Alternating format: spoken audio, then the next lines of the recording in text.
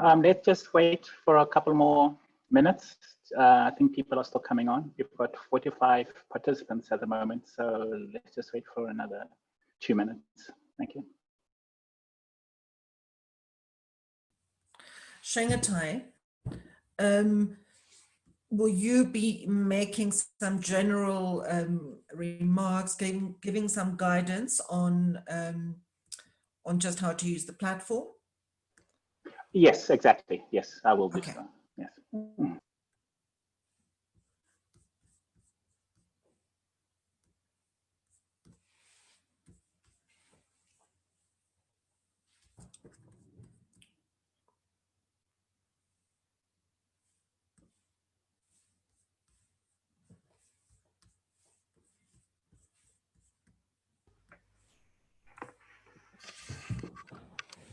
Good afternoon, Henriette, Luis, Chengetai friends, how are you? We're fine, and you? Very it's good. A bit early for you, right? Yeah, a little bit. Tomorrow gets better. Yes, yes.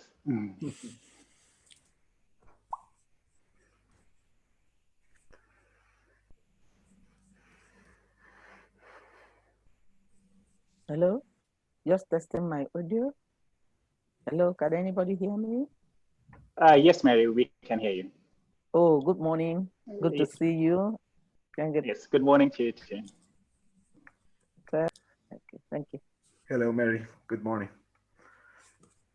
Hello, Roberto. Good to see you. Is it not too early for you? Yeah, a little bit.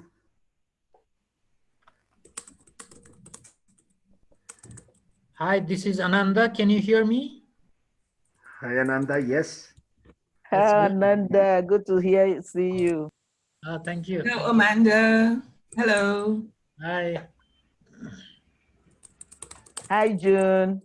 Hi, Mary.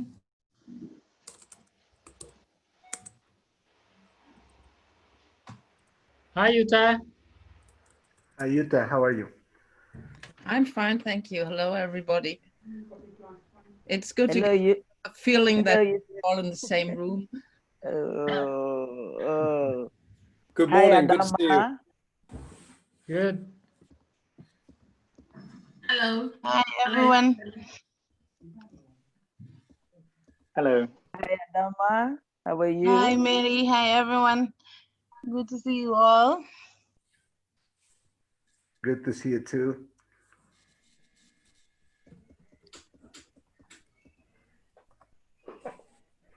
Hi, Harriet. How are you? Hi, Mary. How are you? I'm cold. We're having a very cold winter, which is kind of encouraging on the one hand, because we've had warm winters recently when we shouldn't, but it's cold. So I'm jealous of all of you who are in warm weather. Wow. If you see me like wrapping up, you know why. Now we know. Okay, I think it's 3 minutes past the hour, and let's start just to respect time. So, good morning, afternoon, and evening, distinguished delegates, ladies and gentlemen. Welcome to the second Open Consultation Day. Second Open Consultations for the IGF 2020. We had the first in January. Before we start, I'd like to remind you of a few things to make our sessions easier. The meeting is being recorded, transcribed, and live streamed through the IGF YouTube channel. And also, with thanks to the government of Poland, we are able to provide you with interpretation in English and French. You'll find the interpretation button at the bottom of the Zoom window to the right-hand side. Links to the agenda, transcription, and documents and pre-recorded videos are available on the IGF front page.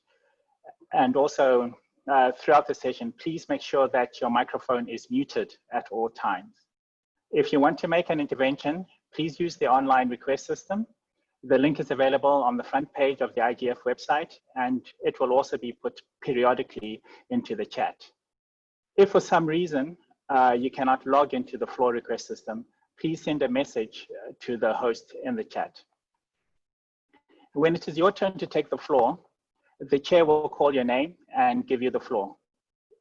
It is quite easy to see your place in the queue by looking at the queue list, and the link to the queue list is also available on the front page, and it's basically the same link as the queue request. Please start your intervention by saying your name slowly, affiliation, and stakeholder group. This will help with the transcription and also with the interpreters. Please also try and keep your intervention short. Once you have finished your intervention, please remember to mute your microphone again. This session is really the first time we're trying to use all these Zoom features, including the interpretation, etc. So please excuse us if there are any glitches. We'll try and iron them out, and it will make us ready for November. Thank you. And with that, let me call upon our chair, Henriette Esterwysen, to introduce the agenda and start the meeting. Henriette, please. Thank you very much, Shangatai, and welcome to everyone who has joined us. Thank you to those who are staying up late and those who are getting up early. We really appreciate that there's such a large group of people with us. I want to give a special welcome to our friends from Poland, to Ms. Wanda Book, who will address us in video, and her colleagues who will be with us in the room. The bad news is that we won't be going to Katowice this year, but the good news is that we will be there next year. And thank you very much to Poland for bearing with us during this extraordinary time and for committing to supporting IGF 2020 in various ways. Thank you for supporting the interpretation today, but also for hosting us next year. And I think added to this good news is that we have hosts lined up for 2022 and 2023. So thank you very much to the governments of Ethiopia and Japan for making yourselves available to support the IGF. This time has really demonstrated for us the importance of the internet. And it's also demonstrated the robustness and the resilience of the internet. And I think to a large extent, the relationships, the people, the institutions, the technicians, the internet exchange points that are behind this resilience and robustness is invisible. So I really do want to recognize everyone who's part of the internet in some way or another for the work that you've done in making this transition to online work and remote work possible for us during this time. We cannot ignore the fact that this dependency on the internet also really starkly demonstrates how serious the impact is of not being part of the internet, of being a child who doesn't have access to the connectivity or the devices or the skills to continue your schooling online. And so for the Internet Governance Forum, the challenges that we've been dealing with for a long time of inclusion and of accountable and transparent governance is really put into very, very bright, in fact, as one of our contributors said, it's thrown a spotlight on internet governance, this dependency on the internet. And other challenges that are governance related that have emerged is the challenge of information, of disinformation. How do we trust what we receive through the internet? How does the public sector, how do public health authorities use the internet effectively to communicate information to citizens at this time? So for us, it really is, as an internet governance community, a time when the work that we've done to prepare for inclusive, transparent, and responsive governance is being put into play. The challenge is even greater now, but I think what we can be reassured by and encouraged by is that we have done so much work to prepare for dealing with this new challenge. So for us as an IGF community, to continue our work to deepen inclusive governance, to have more substantive participation, to deal with the challenges of everyone having effective, affordable, meaningful access to the internet is really vital. And I think what will help us deal with this challenge is another key strength of the IGF, and that is partnership.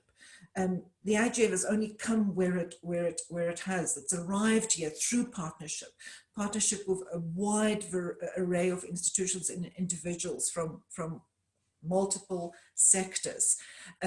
We have a very positive, exciting opportunity represented by the roadmap on digital cooperation that was released by the Secretary General last week. And this gives us an opportunity to build on the strengths of the IGF, but also to identify and respond creatively to where its shortcomings are and that we are aware of. So really looking forward, not just to this open consultation and MAG meeting, but to this new incarnation of the IGF, and taking on board the challenges of going virtual, but also taking on board the opportunities of being part of a new process of building stronger and more inclusive digital cooperation. I'd like us now just to look at the agenda. I hope you've all had a chance to have a look at it, to know more or less what to expect. And I will ask Louise to just scroll down as I run through it. This morning we'll have a message from State Minister Wanda Buk from Poland. We'll have a welcome from UN DESA, and we'll then go on to a briefing on the state of preparations for IGF 2020. The Secretariat will update you on what we've done so far, and then we'll look at the pandemic and the impact of the pandemic on the IGF and what it means to have a virtual IGF. And we'll have some initial discussion on that. And we're going to have a coffee break, and you'll be broken out automatically into Zoom breakout rooms. Stay with us. And if you need to get a cup of tea or get a cup of coffee, please do. But we will be dividing you up randomly into groups with other people, other participants. And that's a very important part of the IGF, is that the predictable networking and the unpredictable networking, where you just run into someone in a corridor. After that, we'll go into the session where we will be discussing the inputs that we've received from various partner institutions. We trust that you've all looked at these beforehand. They have been available for a few days now, but we will introduce that session with a short overview of the very valuable input that we received from various institutions. And then we will go into a Q&A on those contributions. If you haven't prepared questions yet, please come up with some, and we'll have an open discussion. And after that, we'll close our first day of the second open consultation and MAG meeting of IGF 2020. So on that, if there are no questions on the agenda, I don't see anyone in the speaking queue. So I think we can consider our agenda adopted, and we can move on to the next item, which is a welcome message from Ms. Wanda Buk, Minister of State from Poland, who was or is the co-chair and will be the co-chair of the IGF in 2021.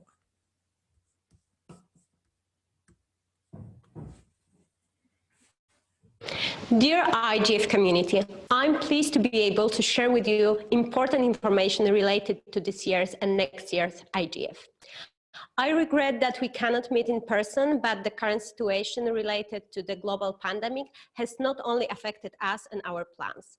It has a huge impact on how we perceive the digital world today, and now, more than ever, internet governance is the key to ensuring the world's sustainable development, human rights, and global security. IGF is an ideal space to conduct such a discussion and work out good and effective solutions. The multi-stakeholder and inclusive spirit of IGF Forum is now our most valuable asset. It is important not to overlook anyone in this dialogue. We were counting on the fact that despite the enormous and expected adversities, we would be able to meet in Poland this year. Unfortunately, the situation has turned out to be extremely difficult and complicated. The recommendation of the Polish Ministry of Health regarding the organization of mass events is not the positive. The hotel and entertainment industries are in the huge crisis. We also do not know how international flights will work, enabling the IGF community to reach Katowice in November. Bearing in mind, first of all, the safety of participants, but also the comfort of conducting the meeting and ensuring that anyone can take part, we are forced to propose moving this year physical meeting in Poland, most likely to late autumn 2021. It is a decision taken jointly with the UN in full responsibility incumbent on the host country and UNDESA. This liability is not limited to just a physical event. By the time of IGF 2021, Poland will be ready to support the IGF, MAC Secretariat, and the entire international community in continuing the dialogue on the importance and the future of digital space. We are prepared to delegate the necessary human resources to help organize the event in 2020 in the online formula. We want to help IGF financially, in particular in transcription and translation, but also in terms of content as a contribution to the organization of the high-level and parliamentary paths. Poland wants to remain an active and responsible participant in the multilateral debate on the future of digital space. Of course, we are open to other comments and suggestions. We hope together we will be able to work out the best solution in extremely difficult and unforeseen situation. I believe that IGF 2021 in Poland will be a unique forum organized in a completely different digital reality, which will show new challenges towards Internet United. I have no doubt that we will meet them. I wish you fruitful deliberation, and I hope to meet you in 2021 in Katowice.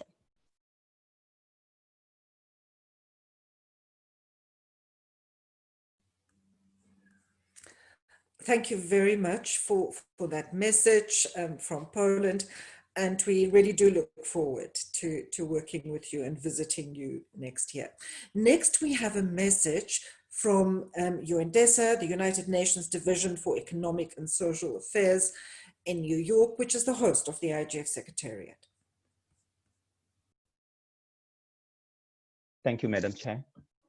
Good morning, good afternoon, good evening, distinguished delegates, Madam Chair Henriette, Co-Chair Her Excellency Wanda Buk, MAC members, colleagues and friends from Poland, and stakeholders and everyone joining online.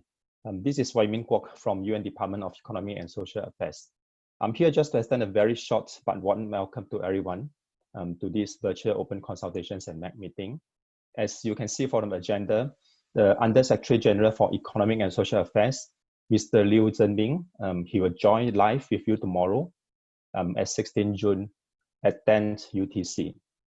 Myself and other colleagues here at DESA, we stand fully ready to support the MAC and stakeholders in convening the first ever virtual global meeting of IGF this November, and as well as the IGF Poland in 2021, IGF Ethiopia in 2022, and IGF Japan in 2023. I think most of you have seen the announcement that is made available on the IGF website.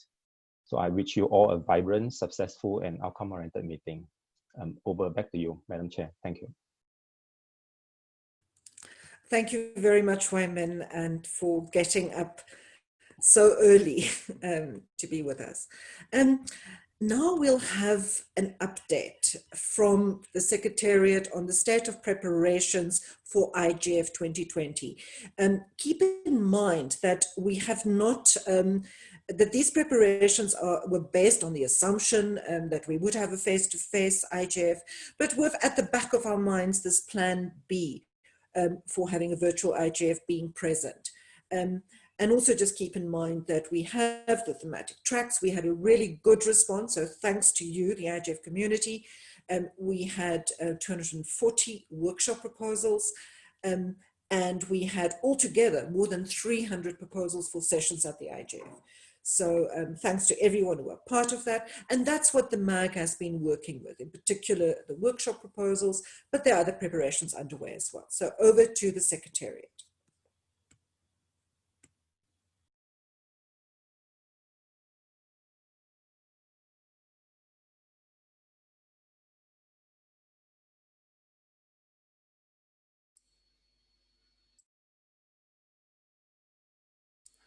Sangetai, I apologize. This is Luis. It seems you are muted in your side. We can't hear you, Shangatai.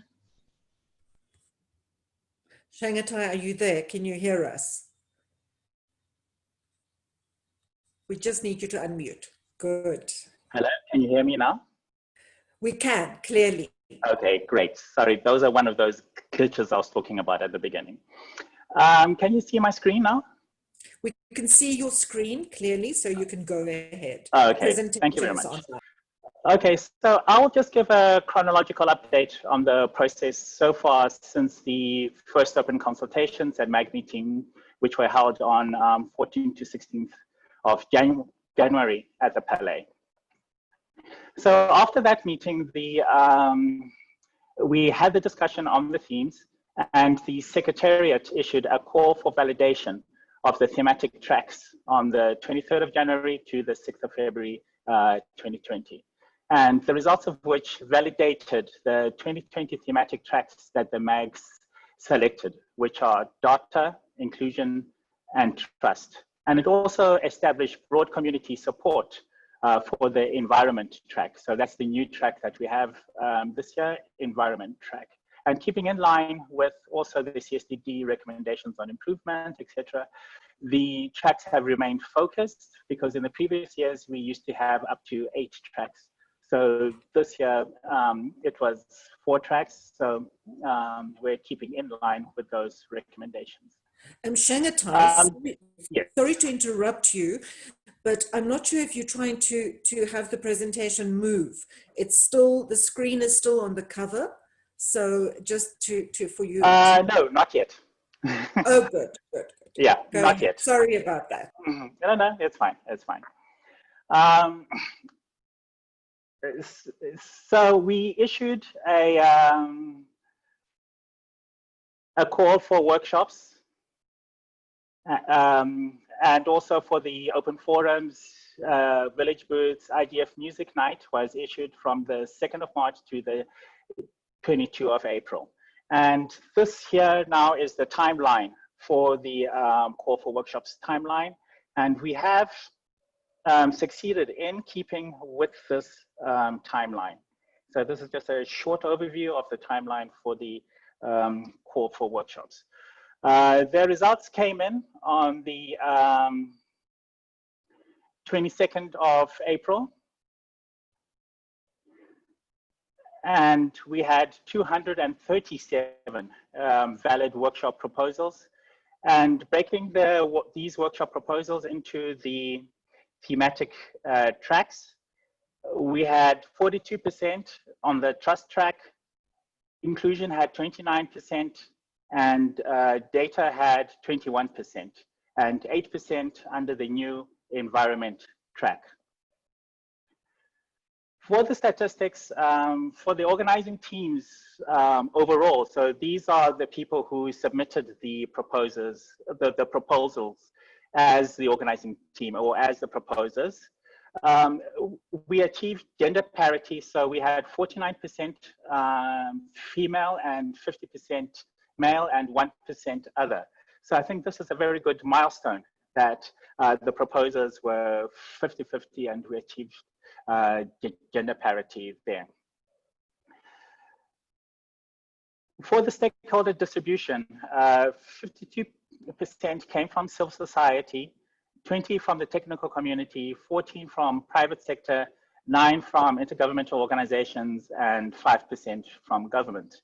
The 52% from civil society is not that surprising because civil society does contain the largest number of organizations and also of people. So it does give that they would actually submit the largest numbers of workshops or be involved in the largest number of workshop proposals. We do still have quite a bit of work to do, particularly on the other end of the spectrum from government, which only 5% came from government or were co-organized by government. But this is also slightly understandable. I'm not saying that we don't have to do work on that, but it's also slightly understandable because government officials do have quite a lot of other work to do, and governments also have the open forum track to go through as well. For the regional distribution, 37% came from WEOG, 16% came from GRULOG, 16% also came from Asia Pacific, 12% from Eastern Europe, 13% from Africa, and 12% from Eastern Europe. So as far as Eastern Europe goes and also GRULOG goes, I think they're very well represented, and I think they're represented above their either population or number of countries in those regions. So that's very good. We still have work to do for the Asia Pacific region and the Africa region, which we will continue to do, but this is still an improvement from the previous years. So we are making progress as far as stakeholder and regional representation goes for workshop submissions. The speaker representation is also very important. So we'll see who is making their voices heard in the workshops. For civil society, it's 50%, technical community, 16%, private sector, 16%, government, 9%, and IGOs, 9%. So slightly better than the stakeholder presentation for the proposers, which also follows the same logic. It is much easier to be a speaker or a presenter at a workshop than actually going through the process of organizing it. But as again, we still have to do some work in upping those representative percentages. For regional groupings, we are 34%, Africa 15%, Asia Pacific 19%, GRULOG 19%, sorry, and Eastern Europe 14%, IGOs 4%. So this is better than the regional presentation for the proposers as well, for exactly the same reasons. And I think this is also very good that we are tracking and we are improving as the years go by. Now for the topics for the thematic tracks, because when proposers submitted their workshops, we did ask them to tag their workshops with the topics that was involved, which that workshop was about. And this is self-tagging. It wasn't done by the Secretariat or the MAG. And we had a total of over 80 new tags or topics. So for the data track, we had 138 topics, and the top one or the most popular one was data protection, followed by digital rights, data governance, and then data privacy and AI. For the inclusion track, we had 189 self-declared topics, and the most popular one was about digital divide, followed by economic development, inclusion, connecting the unconnected, and number 5 was digital skills. The next trust, we had 275 topics, and the most popular one is disinformation, followed by freedom of expression, cybersecurity, best practices, human rights, and the 5th most popular one was norms. For environment, the most popular topic or the most popular tag was ICT's impact on the environment, followed by emerging technologies and the environment. And then technological development for climate change. Responsible consumption came in at number 4, and the 5th most popular tag was climate change.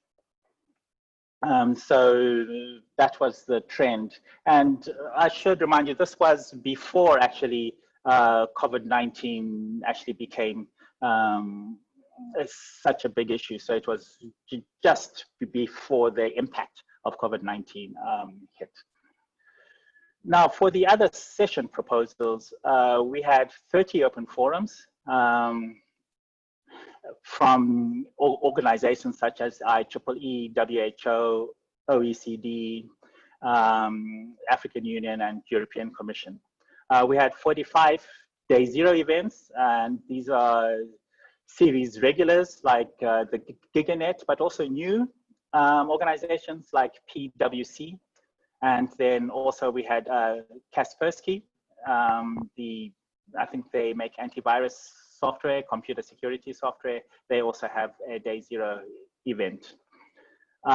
We had 16 dynamic coalition sessions that have been applied for. And for the NRI sessions, we had 7, and you'll hear more about those NRI sessions when Anya gives her update tomorrow, I think it is.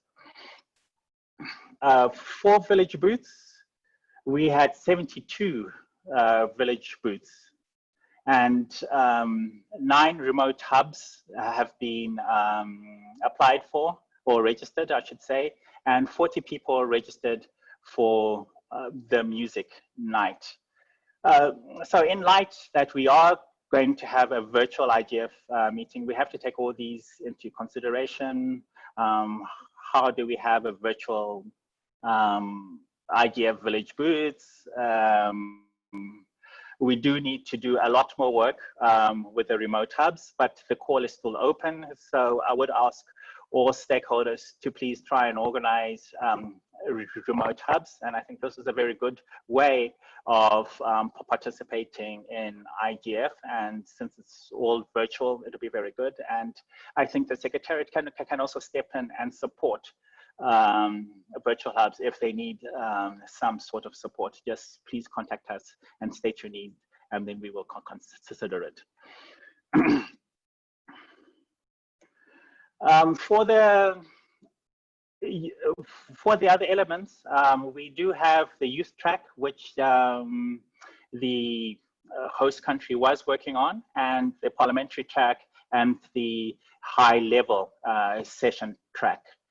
Now, since the changeover, the host now becomes the United Nations, and it will fall mostly on UNDESA and IGF Secretariat to be the host as such. But of course, we're not doing this alone. This is a community effort, and we do encourage and expect that the whole community will chip in and support these youth track, parliamentary tracks, and the high level tracks. We have issued calls for names for people to invite for the parliamentary track, and we still expect those to come in. Poland, the former host country, is still committed to support, and also Germany has been supporting us. So we will have those, and we have the future host countries as well, which we will call upon them to support these tracks. With that, I will stop here for the discussion, because we do have some things to discuss. Especially, we would also like your input and views in how we should carry out this virtual IGF. I mean, over the last couple of months, you all have attended virtual meetings, and I'm sure you have noted what you liked about these virtual meetings and what you thought could be improved. And we're all eager to hear your input into that. And tomorrow and the rest of the week, the MAG will be discussing that to come up with some advice to give about how to construct the IGF virtual 2020 meeting. Thank you very much, Henriette. I will hand it back to you. Thank you very much, Shangatai, for that excellent update on the state of preparations. We don't have a presentation for you on the pandemic and the IGF. We can share that you as a community showed awareness of the impacts on internet governance. It was evident in the content of the proposals that we received. So from a substantive perspective, there's already attention being given to the nature of the pandemic and the challenges that poses for internet governance. But now we have, I think, to broach this challenge at two levels. On the one hand, there is the format of a virtual IGF. So share with us your suggestions, what you think works well. As Shangatai said, you've all experienced online meetings in one form or another. And I think you've all done fantastic work, those of you that have organized online meetings. So we need to address the pandemic challenge at the level of the format of a virtual IGF, but we also need to make sure that we address it at the level of the content and the governance challenges and internet policy related challenges that are linked to that. We also have in IGF 2020 two other important factors that I think we should keep in mind.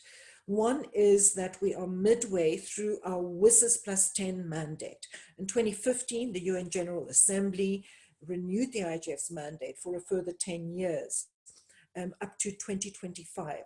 So it's important for us to be aware of the fact that we are halfway through that mandate. So results and effectiveness of the IGF is important. And then the second new factor that we need to take into account is the roadmap on digital cooperation, which, as I said earlier, is a very exciting opportunity for us to respond to. So on that note, I hereby open the floor to your inputs and questions about the state of preparation, about the virtual IGF, about the pandemic, and anything else that you would like to ask a question or contribute around. Please use the speaking queue. We will keep an eye on the list of participants for hands, but if you can, please do open the speaking queue. I see it's still empty at this point in time, but please go ahead and add your name to it.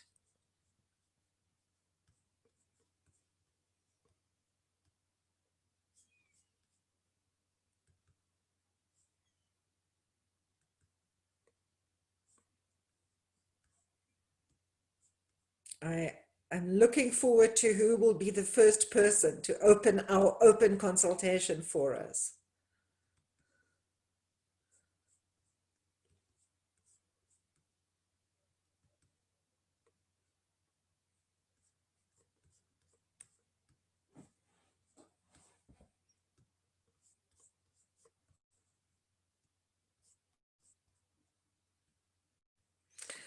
Anya has just posted the link for requesting the floor into the chat.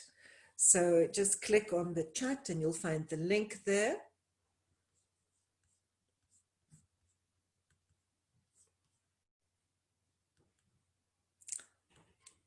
Thanks very much. So I see we have our first request for the floor, and I'm very happy to give the floor to, I think it's Barbara.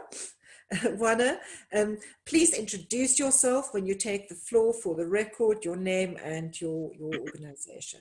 You have the floor. Thank you very much, Henriette. Can you hear me okay? Can hear you very clearly. Excellent, excellent. I really appreciate your recognizing me to make an intervention, and I'd like to build upon the wonderful comments that everyone has made. I think it is a tribute to all of our resources going ahead with this IGF and being creative about approaches to virtual meetings. I think we can learn a lot. I've seen references in the chat to Eurodig. I think ICANN has some important lessons to learn. So I think we'll continue to have another wonderful meeting. The U.S. Council for International Business, which is the organization that I speak on behalf of, has participated in the past 14 IGFs. We strongly encourage the MAG to devote at least one plenary session to enable discussion about how to implement the IGF Plus model of digital cooperation, which the UN Secretary General has included as an element in the roadmap that you referenced. Importantly, it would be interesting to find ways to facilitate such a discussion so that it goes beyond an actual exchange of views and actually enables practical brainstorming about how an IGF Plus model should work and how to transition to it.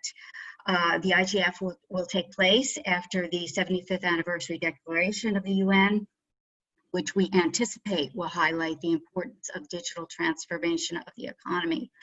As indicated in the roadmap, the IGF Plus model enjoys broad stakeholder support as a mechanism for improving global digital cooperation. And of course, the options paper that the recommendation 5A champions will soon share will provide some details for how to bring the IGF Plus into being.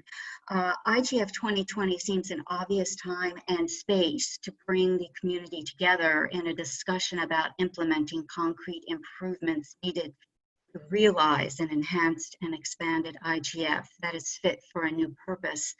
From U.S. Council for International Business's viewpoint, we remain concerned that there are not adequate funds to launch the IGF Plus and sustain the model into the future. In our contribution to the champions of recommendations 5A and B, we have proposed an innovative approach to funding that we would like to share with the broader internet governance community, as well as hear others' proposals. In addition, we think we need to thoughtfully explore how specifically to address the call for actionable outcomes. The envisaged cooperation accelerator and policy incubator functions, combined with the evolution for the last 3 IGF meetings of concise summaries of viewpoints and areas of consensus, already lay the groundwork for a more outcome-oriented IGF. We can and should develop this further. Thank you again, Madam Chair. I appreciate everyone's time. Thank you. Thank you very much for your input, Barbara. And it's important that I note, which I did not earlier, that we structured the IGF open consultation agenda today in such a manner that you can all participate and listen to the implementation dialogue on the roadmap on digital cooperation this afternoon being our time. And we've noted the details of how you can view and listen to that dialogue this afternoon. And tomorrow, during the open consultation, we'll have more time to discuss the roadmap and have a Q&A on that and the IGF Plus model with Undersecretary General Fabrizio Hochschild, who will be joining us during the open consultation. So I'm not saying you shouldn't raise this issue now, but we've dedicated time and space in the agenda for more in-depth discussion tomorrow. Next, I give the floor to Nigel Hickson. Please remember to introduce yourself and your institution for the record. Nigel, you have the floor. Yes, thanks very much, and good morning, good afternoon. I hope you can hear me. I can't see myself, so I might be on the screen or I might not be, and if I'm not on the screen, that's probably better. But we can hear you clearly. Oh right, I can see myself now. We can see you as well. Yes, it's quite frightening, isn't it, when you can see yourself? I'm speaking in my own capacity, and I'll be very brief. Thank you, Madam Chair, and thank you for the hosting of this open consultation and MAG session. Thank you to the UN Secretariat, of course, the IGF Secretariat as usual. It is, of course, disappointing that the IGF community won't have the opportunity of going to Poland this year, but it's really fantastic news that that Poland has graciously agreed to host 2021, and then of course Ethiopia and Japan. That's fantastic news. In terms of the meeting this year, clearly it's coming at a very important part for the internet community, and it's really great to see this positive approach being taken by everyone. In terms of the platform, I think there is indeed lessons to be learned from the last 3 or 4 months on all the different institutions that have been holding their meetings online, some with more success than others through all sorts of reasons. We're all experimenting in this game to an extent. But I think the format used last week by Eurodig was incredibly successful. The concept of having different studios or different locations to go to for parallel tracks seems to work very, very well. And of course, there's lots of expert people that can advise much better than I can, but I think that worked well. I think it's very important that in all of these tracks, you have lists of participants. I've taken part in UN discussions and some other discussions where you don't have lists of participants, and then it's very difficult indeed to understand how the dialogue is progressing. But obviously, this platform we have today is a good example of the way to do it. So I think there's there is examples of things that work better and not so good. In terms of the structure, I mean, it's fantastic to see all the workshop proposals being made. I concur with Barbara in that I think it will be opportune, obviously, to have a discussion on the roadmap, which we obviously will do on the implementation of the roadmap. I also think that should be linked or separately to the WSIS 2025 mandate discussions. They will be taking part in other UN structures, so I think it's important that the IGF in this year and next year in 2021 that has a very sort of compelling input into that process. And I'll stop there, but thank you very much for this opportunity. Thank you very much for that input, Nigel. And just before I hand the floor to the next speaker, I think this is very helpful for us and for the MAG to hear how you feel about the format, because there are many different options. There's the option of doing what EuroDEC, the European Regional IGF, has done, which is really to take a face-to-face event and run it virtually over a 3-day period. And then there's the option that the WSIS Forum is following, which is to space out the event over a much longer period of time. So getting the community's feedback on these different options is extremely useful for us. And I now give the floor to Roberto Zambrana. Thank you very much, Madam Chair. Good morning to you. Good afternoon, and good afternoon to everyone who's in this call. It's really great to meet again with this broad audience. And well, about the inputs that we need to provide, I think it's going to be a challenging IGF. We already know that, and as some of our colleagues said before, it could be lovely to have the same shape that we were having in the previous events, but it's not going to be easy. When we meet together in one place, we're already planning how we're going to develop this kind of event, and we are dedicated to this.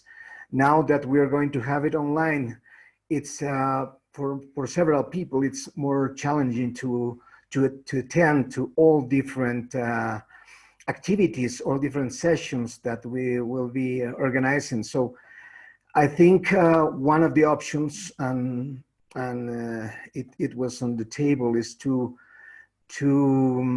have maybe a longer period of time and try to perhaps have some slots conducting during a smaller slot time. It's going to be also good to have a time rotation so we could cover all different regions around the world. But well, as far as we could be having a very similar event like we did before, it will be great, including the other side events like this new musical encounter that we're going to have. It will be good to have something like that. That should be my input for now. Thank you, Madam Chair.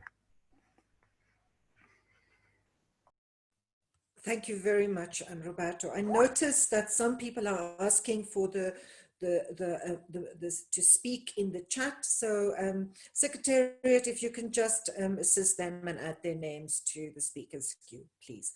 Next, I give the floor to Annie Tourette. Annie, please introduce yourself. Hello, thank you very much, Madam Chair. So I'm Annie Tourette. I work for Plan International headquarters in the UK. I'm policy and advocacy manager.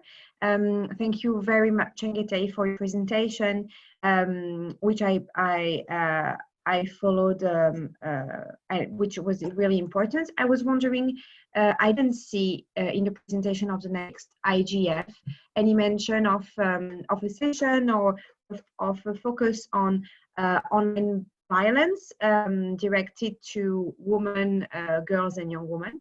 And I was wondering if that was something that you planned on discussing in the next IGF, or if there was a session dedicated to it. Thank you.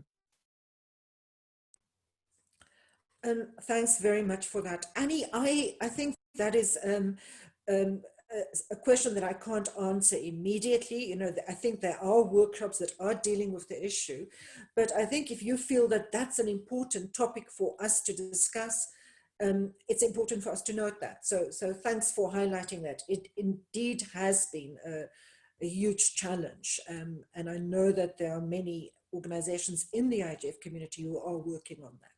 But if anyone else can respond to that, please do so, the Secretariat as well. We can give you time at a later stage to respond to questions. Next, we have Auke, and then Jutta, and then Constance Bommeler. And please continue to use the speakers queue or note in the chat. But it is easier for us if you use the speakers queue. Auke, you have the floor. Thank you very much, Madam Chair. And also thanks everyone for that's involved in making this community great. Good morning, my name is Auke Pals and I'm organizing youth events and I'm part of the Dutch IGF. And I'm also really happy to hear that people liked Jordik last week. And I'm also really happy to hear that this meeting of this year will still continue, but in a different form. And first of all, I had difficulties with a discussion and an event taking place online. But however, last week, as part of the organizing team of Jordik 2020, I've seen that it really works and it brings more people together. And also it makes it more accessible for people to participate. The internet connection might still be an issue for some regions. But I hope that, that we can find a way to make everyone participate in their full capacity. For the online IGF in 2020, I hope to see more outcomes and also to see what the IGF has reached for in the current mandate so far. And I hope to see really in-depth discussions also taking place online. As being part of Jordik 2020, I've seen that it's still difficult to manage discussions, not only for online meetings, but that's always the case at the IGF, that we need more discussions.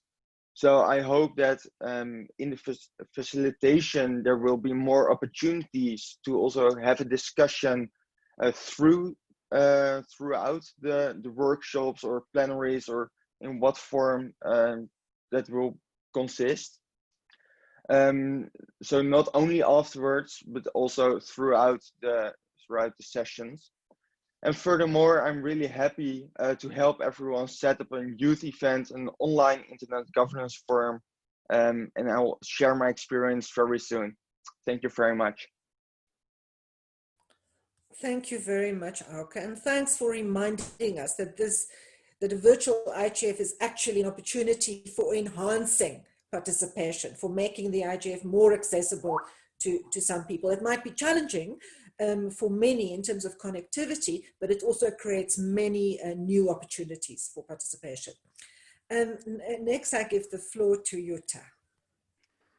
Hello, good morning, good evening, good day to everybody taking part in this session. Although I am a MAG member, I wanted to take the opportunity to underline that I also see the opportunities in having a virtual MAG meeting. With regard to the format, like you said before, Anuette, we have the example of Jordik last week, and we have the WSIS forum I do think we need to consider that in advance before the MAG will be going to shape the program within the next few days. I do think we need to take in consideration that the program needs to be consistent and easily to be followed up. So I'm a bit reluctant to a solution that would stretch the IGF over a too long period of time, so that we would lose track of the issues that were discussed within the program. But it is important to know that in advance, definitely. And shortly to answer the question from Annie, I've been assessing workshops in the track for trust, which is covering also safety and security. I do know that we had got several proposals related to violence that is gender related. We cannot yet say which one will come through, but definitely this issue was addressed by several workshop proposers. Thank you for listening, and bye-bye. Thanks very much, Jutta, and thanks for responding to Annie's question. And Annie, there was also a response in the chat that the Best Practice Forum on Gender, and we'll hear more about their work tomorrow, they're also addressing the issue of gender-based violence. Next, I'm very happy to give the floor to Constance Bommelard from the Internet Society. Yes, thank you very much, Henriette, and good morning or good afternoon to everyone. So I'm Constance Bommelard. I work with the Internet Society. I'm a former MAG member, and at the Internet Society, we've been very strong supporters of the IGF and its reforms and improvements. And so first of all, thank you very much to the Secretariat, to the Chair, to all MAG members and all of you for your ongoing efforts.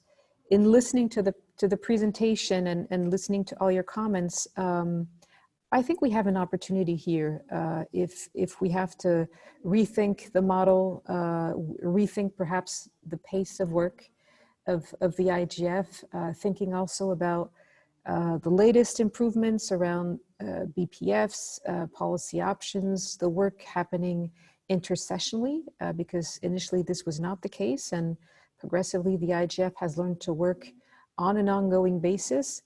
I see several opportunities. First of all, to continue improving the methodology.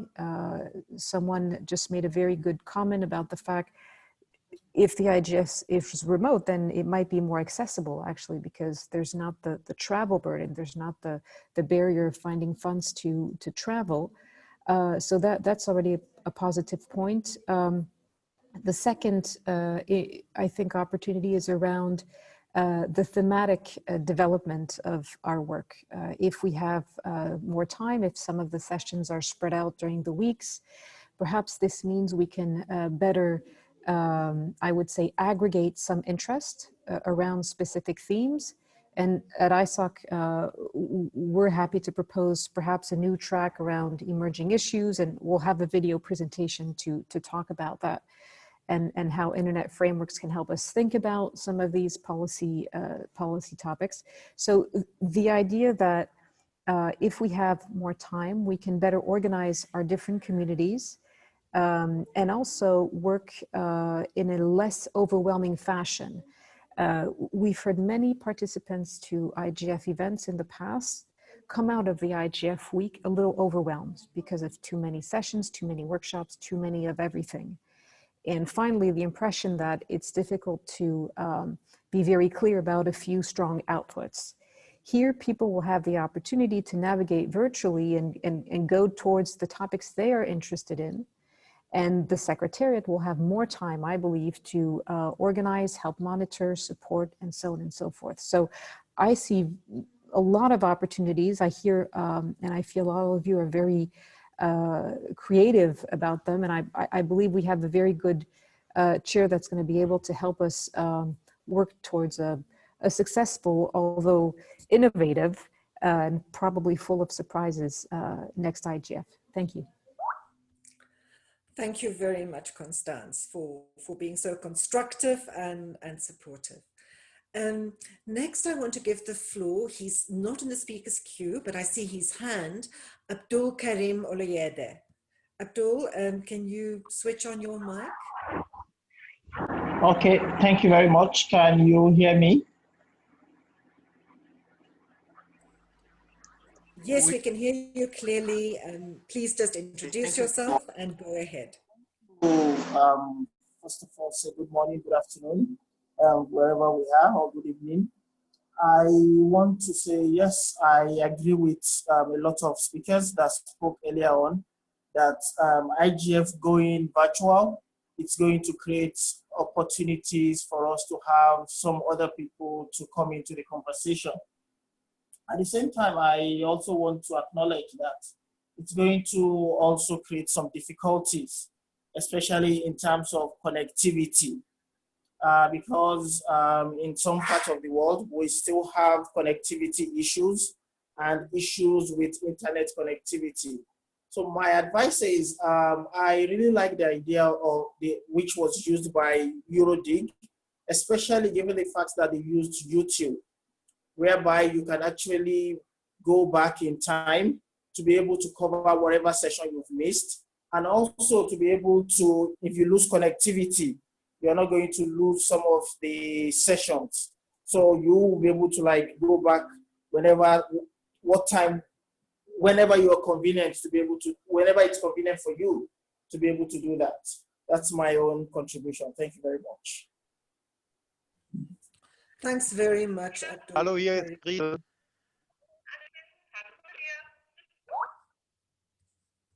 Rudolph, are you requesting the floor? Sorry, I was trying to request the floor. That's fine. You have the floor. Go ahead. I'm sorry. Go ahead. Oh, that's very kind. I just have introduce yourself for the record. I just have two observations. Yeah, okay. My name is Rudolf Friedl. I'm from the German Ministry of Affairs. I'm responsible for internet governance and was one of the people who had served last year's IGF, and I'm a member in the third year. I have one observation regarding virtual IGF concept. Coming from the, let's say, business models, from the digital business models, the most successful ones are the models that break with the analog concept. So if you want to just bear this idea in mind, I don't think that we have to break completely with the idea.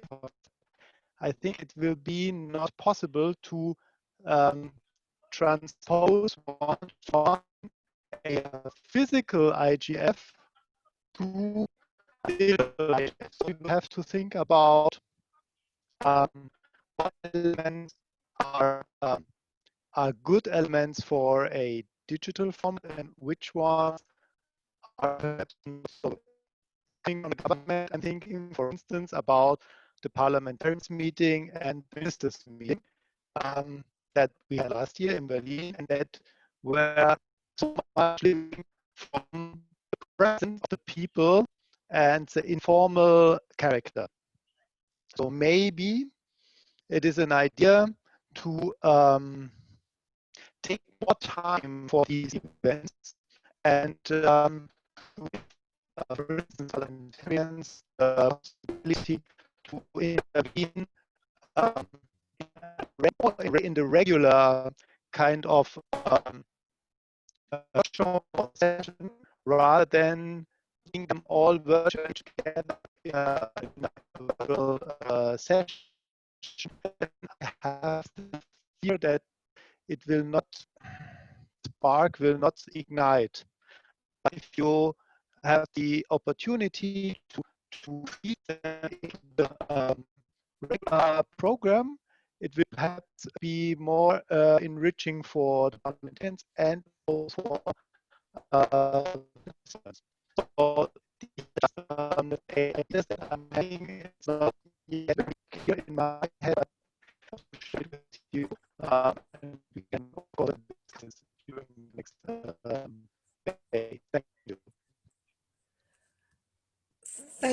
Rudolph. Rudolph, we were struggling to hear you, and the captioners also were struggling to hear you.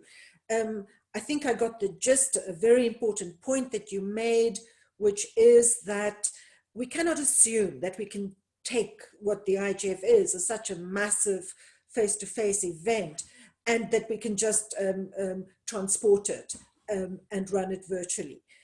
So what I hear from you is an argument for us to use the fact that we are virtual to actually strengthen the process, and to think very carefully about format and which parts of the IGF to take virtually and in what way. But if you can, please type some of your key points in the chat, that would be really important, because the transcribers couldn't hear you, and we couldn't hear you clearly. But thanks very much for your input. I don't see anyone else requesting the floor, but I see a very lively discussion in the chat. But I want to urge people rather to speak. We have 99 participants online, and it's not possible for everyone or easy for everyone to follow the chat. So please, if people have suggestions or questions, I urge you to request the floor.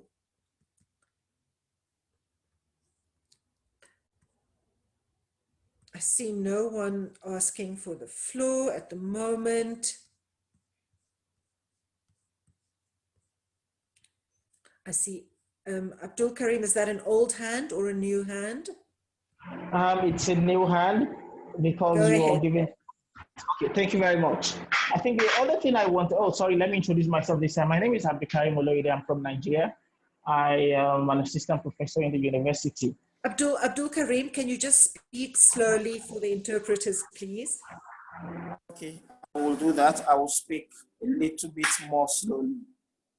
My name is Abdul Karim. I am an assistant professor from the university here in Nigeria. I want to add that whatever the platform is used, the use of captioning is also really important, so that a lot of people who will be able to have access to the captioning and be able to read whatever is going on. That's the other thing I wanted to add, which I already had it in the chat room. Thank you very much. Thank you very much, Abdul Karim. I see no one else requesting the floor. So I want to welcome or invite the MAG members. MAG members usually keep a back seat during the open consultation, because the purpose of the open consultation is for MAG members to listen to the rest of the community. But the floor is open at the moment. There's no one in the queue. So I want to invite MAG members to respond to some of the suggestions and considerations that we've heard so far. Any MAG member who is ready to respond?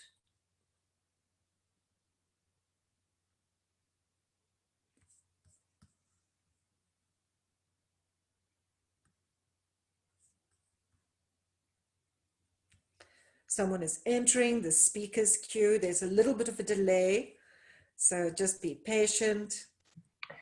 So hello, Henriette, this is Titi. Can you hear me? Go ahead. Titi, and after you, it will be Jennifer. Okay. I want just to comment the suggestion that came from Christian about having the NRIs connected during the virtual meeting, the IGF virtual meeting. I think this is a good idea, because I think it will create more synergy with the NRIs, will share more perspective and ideas. So maybe Christian can take the floor and explain better what is the idea. This is just my comment. Thank you. Thanks very much, Titi. And Christian, consider yourself invited multiple times to take the mic. So next we have Jennifer Chung from the MAG. Introduce yourself, please, Jennifer. Thank you, Madam Chair. Am I able to be heard? Yes, we can hear you. We can't see you yet, but we can hear you. And by the way, please do activate your mics. If we lose quality, we can always switch them off. but it is important for us to see one another. So if you can, please activate your camera when you, your camera when you speak. Thank you, Madam Chair. Let me try to activate the camera right now. It is quite early for me, so let's, apologies for my appearance. So introducing myself first, my name is Jennifer Chung. I am a third-year MAG member from the private sector, and I represent an organization called .Asia. Just wanted to commend Christian's suggestion regarding leveraging the extensive NRI network to help facilitate connectivity. I know TT already made this remark already, but I just wanted to underline how important it is. It would be also very useful for the NRIs to be able to help connect everyone to the global IGF. I think it's a great suggestion, and we should probably take that forward if, explore ways to facilitate that. And the second thing I wanted to highlight was listening to Alke speak and also seeing the chat from various colleagues as well. I'm very happy to note that the youth track is still going forward for the virtual IGF, because it is a little bit newer for the global IGF. It may not be as new for other regional IGFs than other national IGFs, but it is actually a good progression forward to have this track involved for the virtual IGF, as well as possibly for the IGF in Katowice next year as well. So that's my reflections on the contributions so far. Thank you. Thank you very much, Jennifer. And I've been notified that Christiane Roy doesn't have a mic. She is from the Canadian Mission in Geneva, and I'm just going to read her comment in the chat.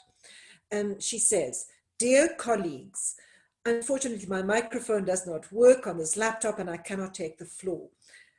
Building on the idea of making the virtual IGF more accessible for new participants, I wonder if NRIs can be used as facilitators by setting up local Wi-Fi access points in schools or community centers for participants who may not have broadband access in their homes. It would also be an opportunity to bring participants together locally, even if we cannot travel overseas." So thanks very much for that input, Christiane. Anyone else requesting the floor? Madam Chair, I did not request the floor via the queue, but I would like to respond to Christiane's proposition, if I may. It's Jutta Kohl speaking. Yes, it's Jutta Kohl speaking here, MAG member in my third year for civil society. I do think what Christiane has suggested is a very good idea, and although in Germany, I don't think we really have a problem with people not having access. Many people have, but still we have over 6,000 so-called public internet access points here in Germany, where people who don't have broadband can go to, like schools, like libraries and so on, to have access. And I do think it's a good idea to bring people together in these places. And also in Europe, we have the platform of All Digital, which is an organization working across Europe with so-called telecenters, which is more or less also another term for public internet access points. We already made contact to some of our colleagues from the African continent, whether it would be possible to have an exchange, how these centers are running in rural areas, for example, in European countries, under the umbrella of All Digital, and how that could be an example for setting up new public internet access points also in other countries around the world. So I would be happy to make that contact between All Digital and people interested from other countries, how to run such an umbrella organization for public internet access points, how they can learn from each other, how to address people, how to provide access to people who don't have access at home or mobile access. So I'd be happy to do so. Just send an email to the IGF MAG list, and then I will connect you to All Digital. Thank you. Thanks very much, Jutta, and thanks for that suggestion. And that's clearly that form of creating accessibility in different ways is something that the MAG and the Secretariat need to take on board. We also do need to consider the constraints that will still exist in many countries around people getting together physically in numbers. In fact, many schools are still closed, but I think there is also an opening up. So we can take that into account. And I'm wondering if we shouldn't try and partner with the private sector to make a virtual IGF zero rated. You know, we have in many developing countries, zero rating of university and school content online has made the difference between people being able to continue their education during the pandemic or not. So I wonder if our private sector colleagues, and if we can't make an effort to reach out to mobile operators around making the virtual IGF zero rated, just to reduce the data costs of participating. So let's flag that for further discussion as well. Next, I give the floor to Arsan Tungali from the MAG. Arsan, please introduce yourself.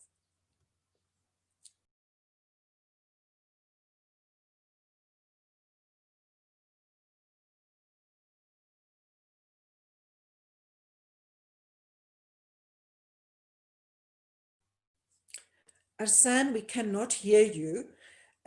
Is your mic unmuted?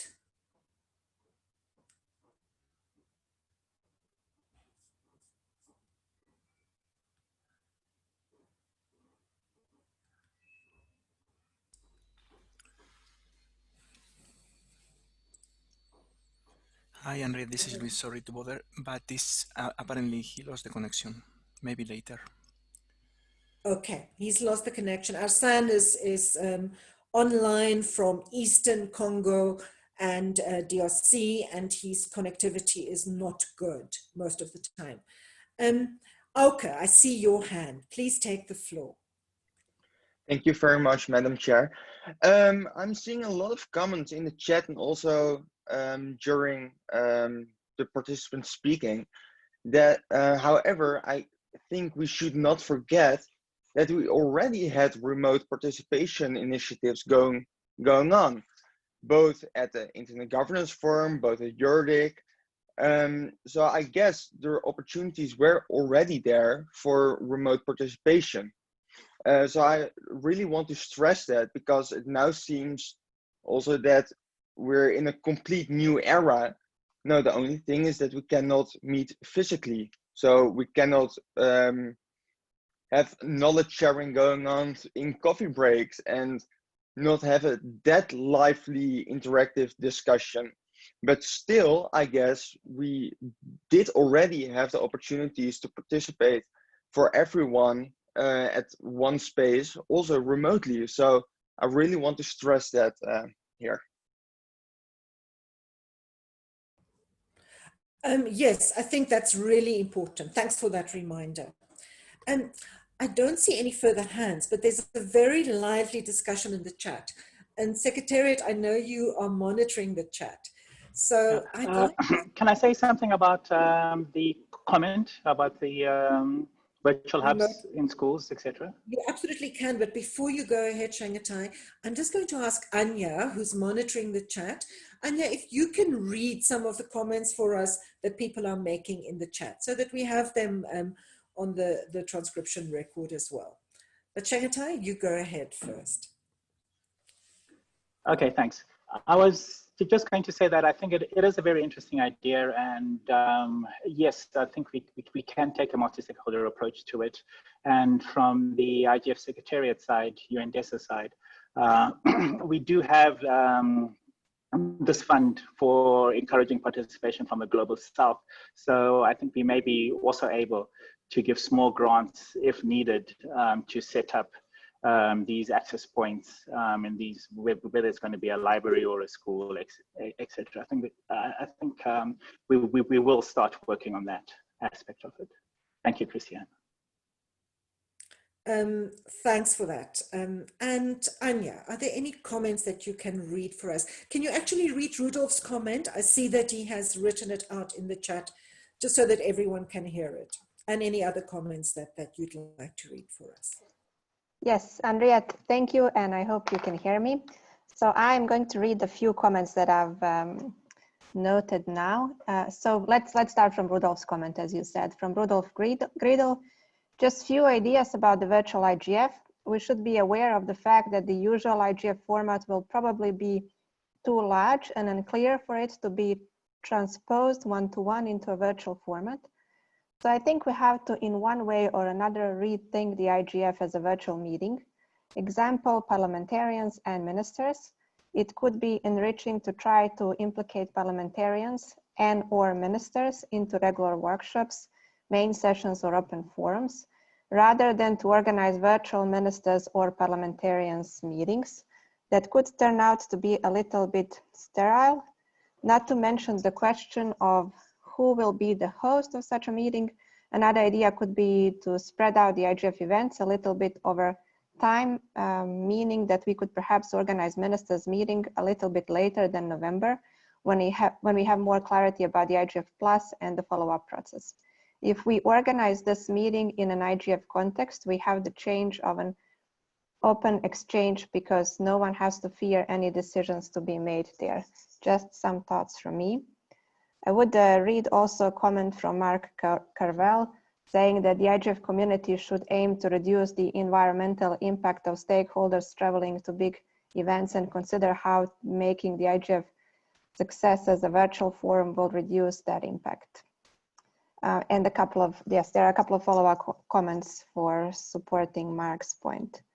So let me just see if there's anything new in the meantime, but I think for now, that would be the critical comments. Thanks, Anya. I see there's also a comment from Uganda, from Peace Amuge, from Women of Uganda Network, that in fact, this is an opportunity for us to increase participation from Africa. I think Abdul Karim also inferred that earlier, because of physical participation hindered by the cost of travel and visas being denied. So this is an opportunity for us to be inclusive at that level. Is Arsan online yet? I don't think so. So next I'm going to give the floor to Hisham Abdul Yazid from Egypt. Hisham, you have the floor. Can you hear me okay? Yes, we can hear you clearly. Very good to hear your voice, Anayat, and very glad to be talking to you all, and very grateful for this retreat and everyone actually making this possible. The discussion has been very lively, and I'm very happy to listen to the great ideas everyone is exchanging. I want to take maybe a minute to echo one of the comments I think made by Rodolphe, and that is to rethink how we are going to approach an IGF event in the new format of an online-only event.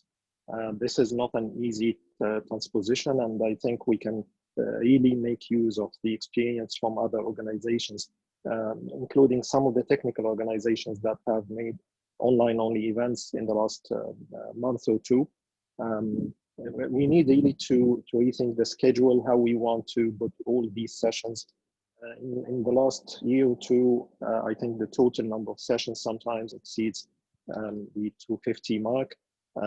I stand to be corrected, of course, by the secretary on the total number of sessions. And we need to think how many days we need to spread these, and how we can make some sort of aggregation in some of these elements, so that we can come up with a program that makes sense for people to be able to participate. I do like the idea, Anayat, that we can extend the number of days to a reasonable extent. And in saying that, I'm also conscious of the impact the IGF used to have, including the media coverage when it's an event made over 5 days. If we stitch that too much, I'm afraid we can run the risk of losing that impact as well. So we need to be balancing the two factors. On the item of making this more accessible to everyone and the connectivity challenge, I'm calling this meeting from Egypt, from Cairo. I'm very conscious of how the connectivity can be challenging, whether in North Africa region or the African continent at large.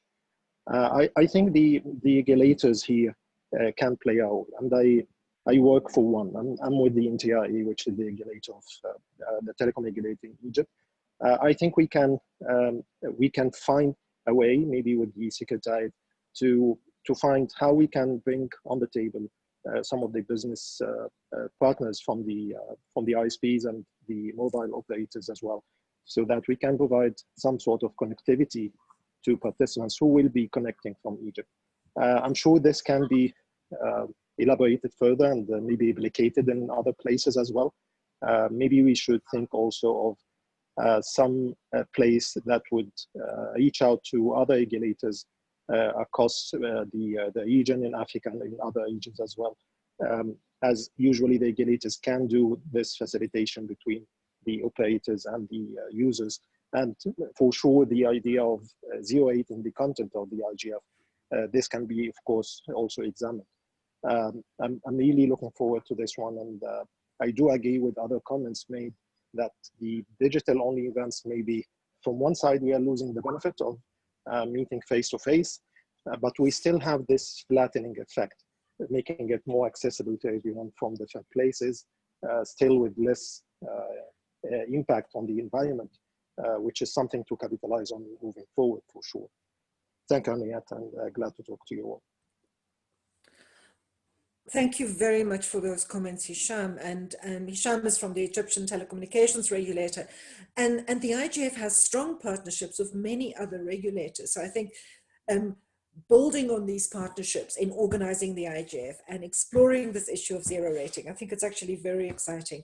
But I think the main takeaway from your input is also that we need to be creative.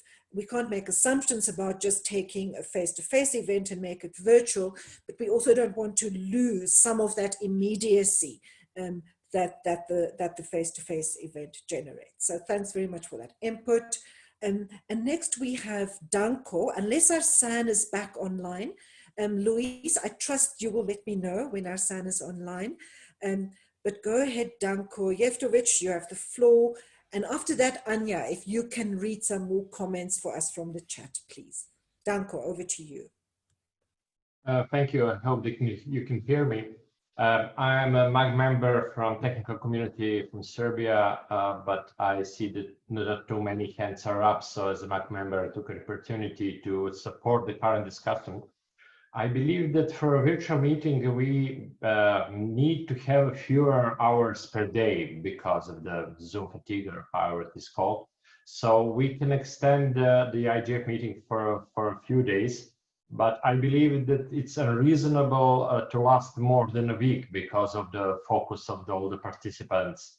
And if we extend it for a longer period, we will actually lose the focus of the meeting.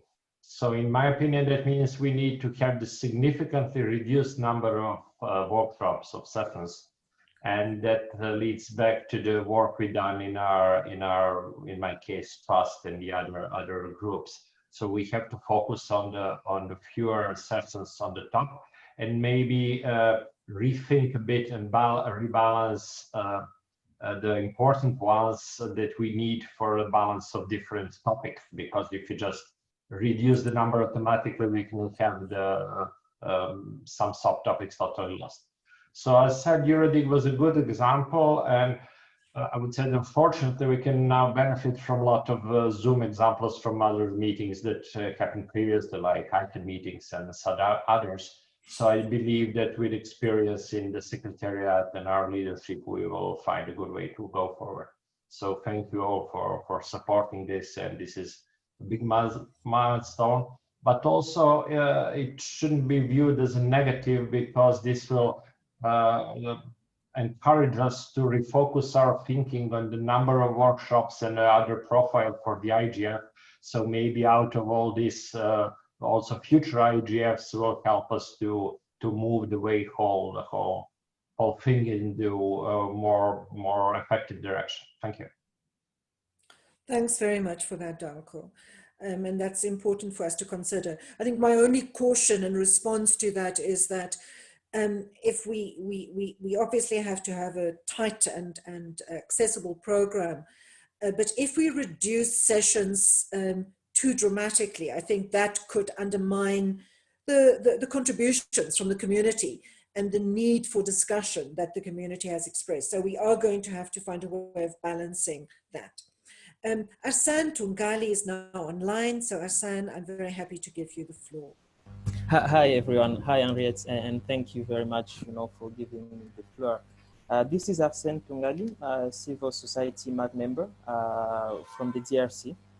And it's actually strange, by the time I requested the floor, my connectivity failed on me. So I apologize for that. And I actually wanted to speak about online meetings in Africa. Not so sure that this is still relevant though.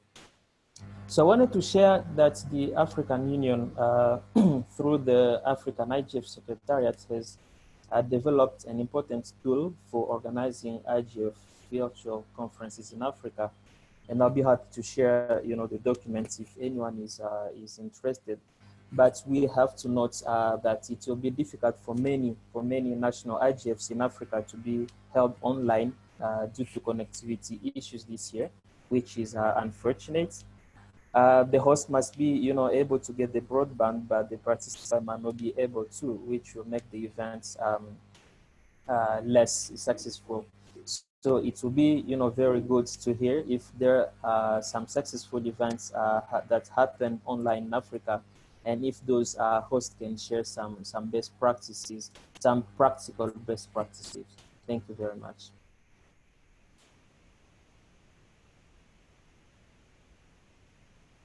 Thank you, Arsan, for that reminder. And next, I'm giving the floor to Fulvia Menin from European Commission. Fulvia, you have the floor.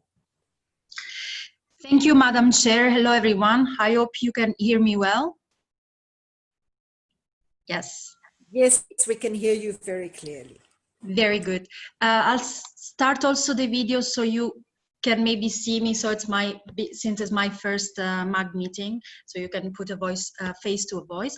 So what I wanted to say is that judging from the experience that we had at the last Eurodig meeting, of last week, it's clear that the infrastructure to host such a online big meeting, it's key, and it's very important.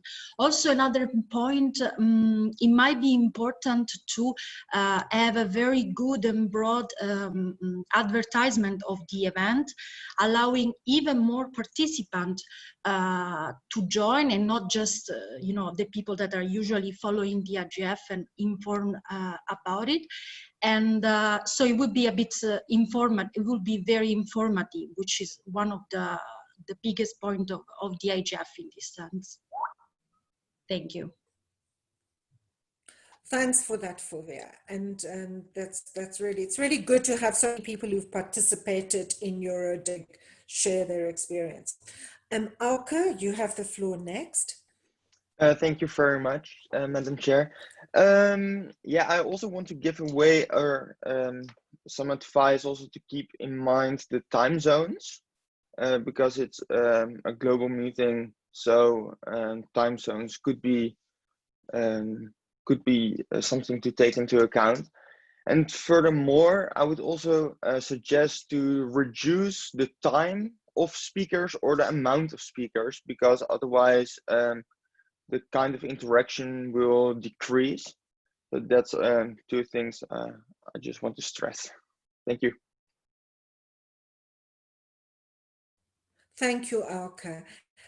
Next, I give the floor to Sandra Hoferichter, who is the Secretary General of Eurodig. So Sandra, thanks very much for being with us. You have the floor. Oops, thank you very much. I have a strange virtual background. I think I should stop that. Anyway, first of all, thank you for hosting this meeting. Now I should be clear. And it was mentioned already a couple of times that the virtual EuroDIC took place last week, and I'm pretty much happy with how it went, and so far I received only positive feedback. However, we will send out a feedback form to our participants, and we hope that we will get a lot of answers on our feedback form. And also what we will do is a recap of all the technical details and what it needed basically at the end to organize this virtual meeting. And what we will do, we will make this document public for the global IGF and any other national or regional IGF to have a basic document to start from. We realized how much it takes to organize such a meeting, coming from a walk-in session to test your equipment, or giving clear instructions to moderators, having clear tasks assigned to the studio hosts, or we call them studio, but the Zoom room hosts. And it needs so much on coordination and also technical details. I don't want to go too much into detail, but how to switch between the rooms and how useful is such an overall moderation, yes or no, and all these kind of things that we would like to put down in a document and make that public. So I think that will be of benefit for the entire internet governance community. What we also hope to get from the feedback is, it was mentioned already, to reduce the number of sessions. And I can tell you we had the same discussions in EuroDIC, if we should reduce the number of sessions or not. Personally, I'm not such a huge fan of reducing the number of sessions because it is a virtual meeting. I was always a fan of reducing the number of sessions for a physical meeting. But since we learn over the years, and you might remember that in particular with the IGF in Berlin, it was on purpose that we said we introduce certain tracks to certain stakeholders that would otherwise not attend the IGF. And we also did it at EuroDIC, and I think this works pretty well. And we should not expect that people are participating 3 days, 4 days, a full week, not even a full day in any governance forum.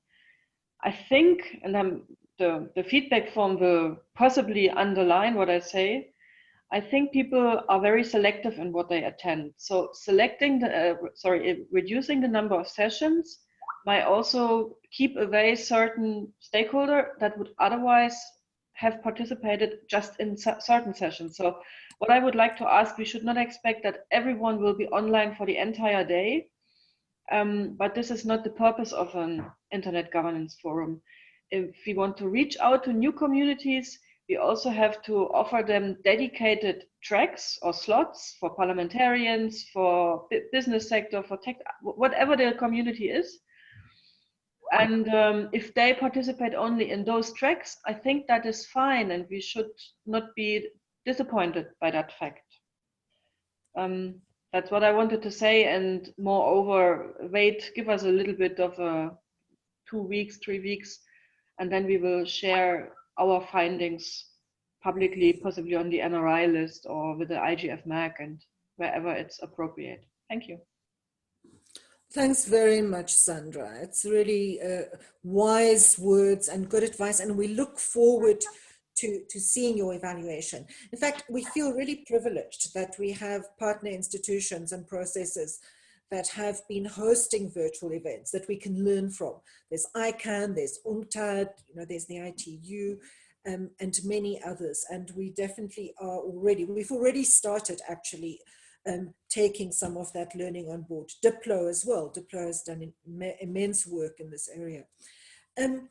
Anya, can you read some highlights from the chat for us again? And I see the speaking queue is empty, and that's probably a good idea because then we can break for our social/coffee/tea break early. Anya, yes. Over to you. Thank you, Henriette. So there are a few comments of support for Rudolf's statement in the chat as well as for Mark's. I'm reading now a comment from Nigel Hickson. It would be concerned that we could lose focus if the IGF was spread over too long a period. But you could, for example, have a week in November and then an IGF follow-up the following month to report on key outputs. From Jennifer Chang, a follow-up, it could be an exercise in thinking about strategic lead-up events, like a virtual day zero, could possibly be extended into a pre-weekend instead of packing it into a single day. Time zones need to be taken into account, whether we take Poland time zone or if we take the Geneva time zone, where the IGF Secretariat is based, or something different altogether. People's attention span also would be fluctuating if we drag it too long. Virtual workshops also need to be reformatted from the physical proposal. June Paris suggesting maybe to stretch over 2 weekends and 3 days. There's a comment also from Giacomo Mazzone, which I'm going to read. Many meetings are orienting toward the hybrid model, some people on site and other participating from remote. IGF Global was already on that way. We simply need to articulate it better. Re-nuancing it, bring the IGF on the field would be a pity. The IGF impact on pushing the IG discussion in that country or region is a very important collateral effect. Remember the Nairobi IGF. And I'm just going to read 2 more comments. One is from Mark Carvel. A more coherent IGF approach to involving national parliamentarians as lawmakers is needed. The UK experience is it is not easy for parliamentary committee members involved in digital lawmaking to dedicate the time and get the funding to travel to multi-stakeholder events in other countries. We do need virtual solutions to increase their participation, I think. And just a final comment from Juliana Harsianti. Perhaps we could consider about the road to IGF or pre-IGF. It would accommodate something from introduction to short workshops. A couple of comments also expressed agreements with Sandra's remarks. Thank you. Thank you very much, Anya, and everyone who's contributed, whether you took the floor or whether you contributed in chat. We'll document your comments and we'll take them on board as we plan for the virtual IGF. It's now time for our break. We also prepared a short poll, and I'm just consulting the Secretariat. I think we should we do the poll now before we break out, and then people can discuss the results in their breakout coffee/tea groups. Secretariat, are you ready to put our poll online? Hi, Henriette. Yes, this is Luis. We can launch it now. I will launch it now. Great, everyone. So we're going to give you a very simple, not very serious, but important question to consider. I hope you can all see it. We are just asking you what your immediate reaction is to a virtual IGF. Does it make you feel intimidated, excited by the challenge, or a bit of both?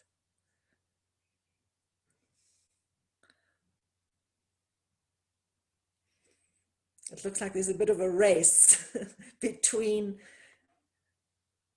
excited and a bit of both, intimidated and excited.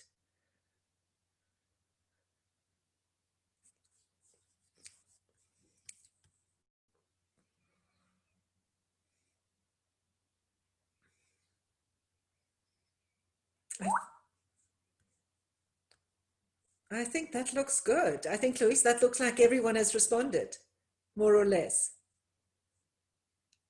Okay, we can close when you say so. Yeah, we have 64 of 98 responses. Okay, because let's give it a few more seconds. Everyone, try and respond if you can. We'll be using, if we do use Zoom, we're not sure what platform we will be using, but we will definitely encourage session facilitators to use these types of mechanisms and tools that online platforms provide. So it's good for us to get used to using them. But I think we can close. I don't see any changes. So Luis, you can close the poll for us now, please. I will share the results now, okay? Thank For the you. participants.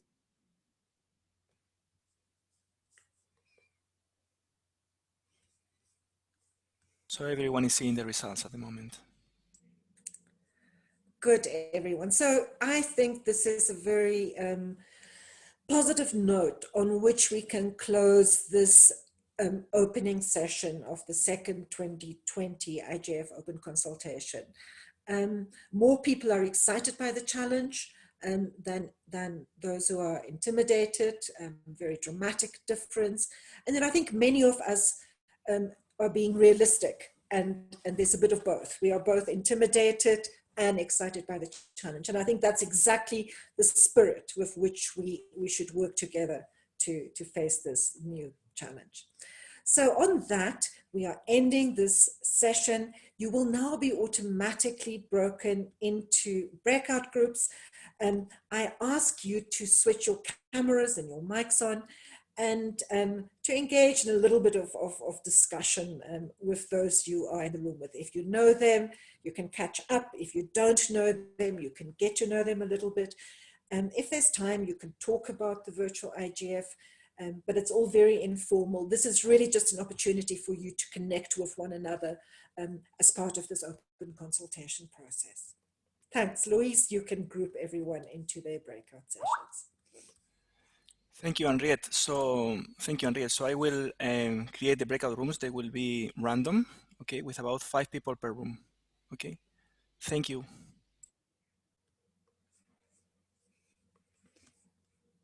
For those of you that don't know, we have a limit of 20 rooms for Zoom.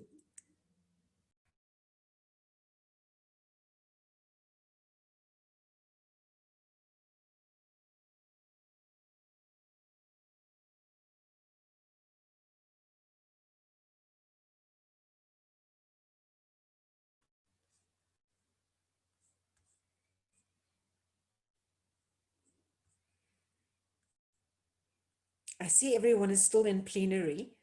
There it is, it's happening.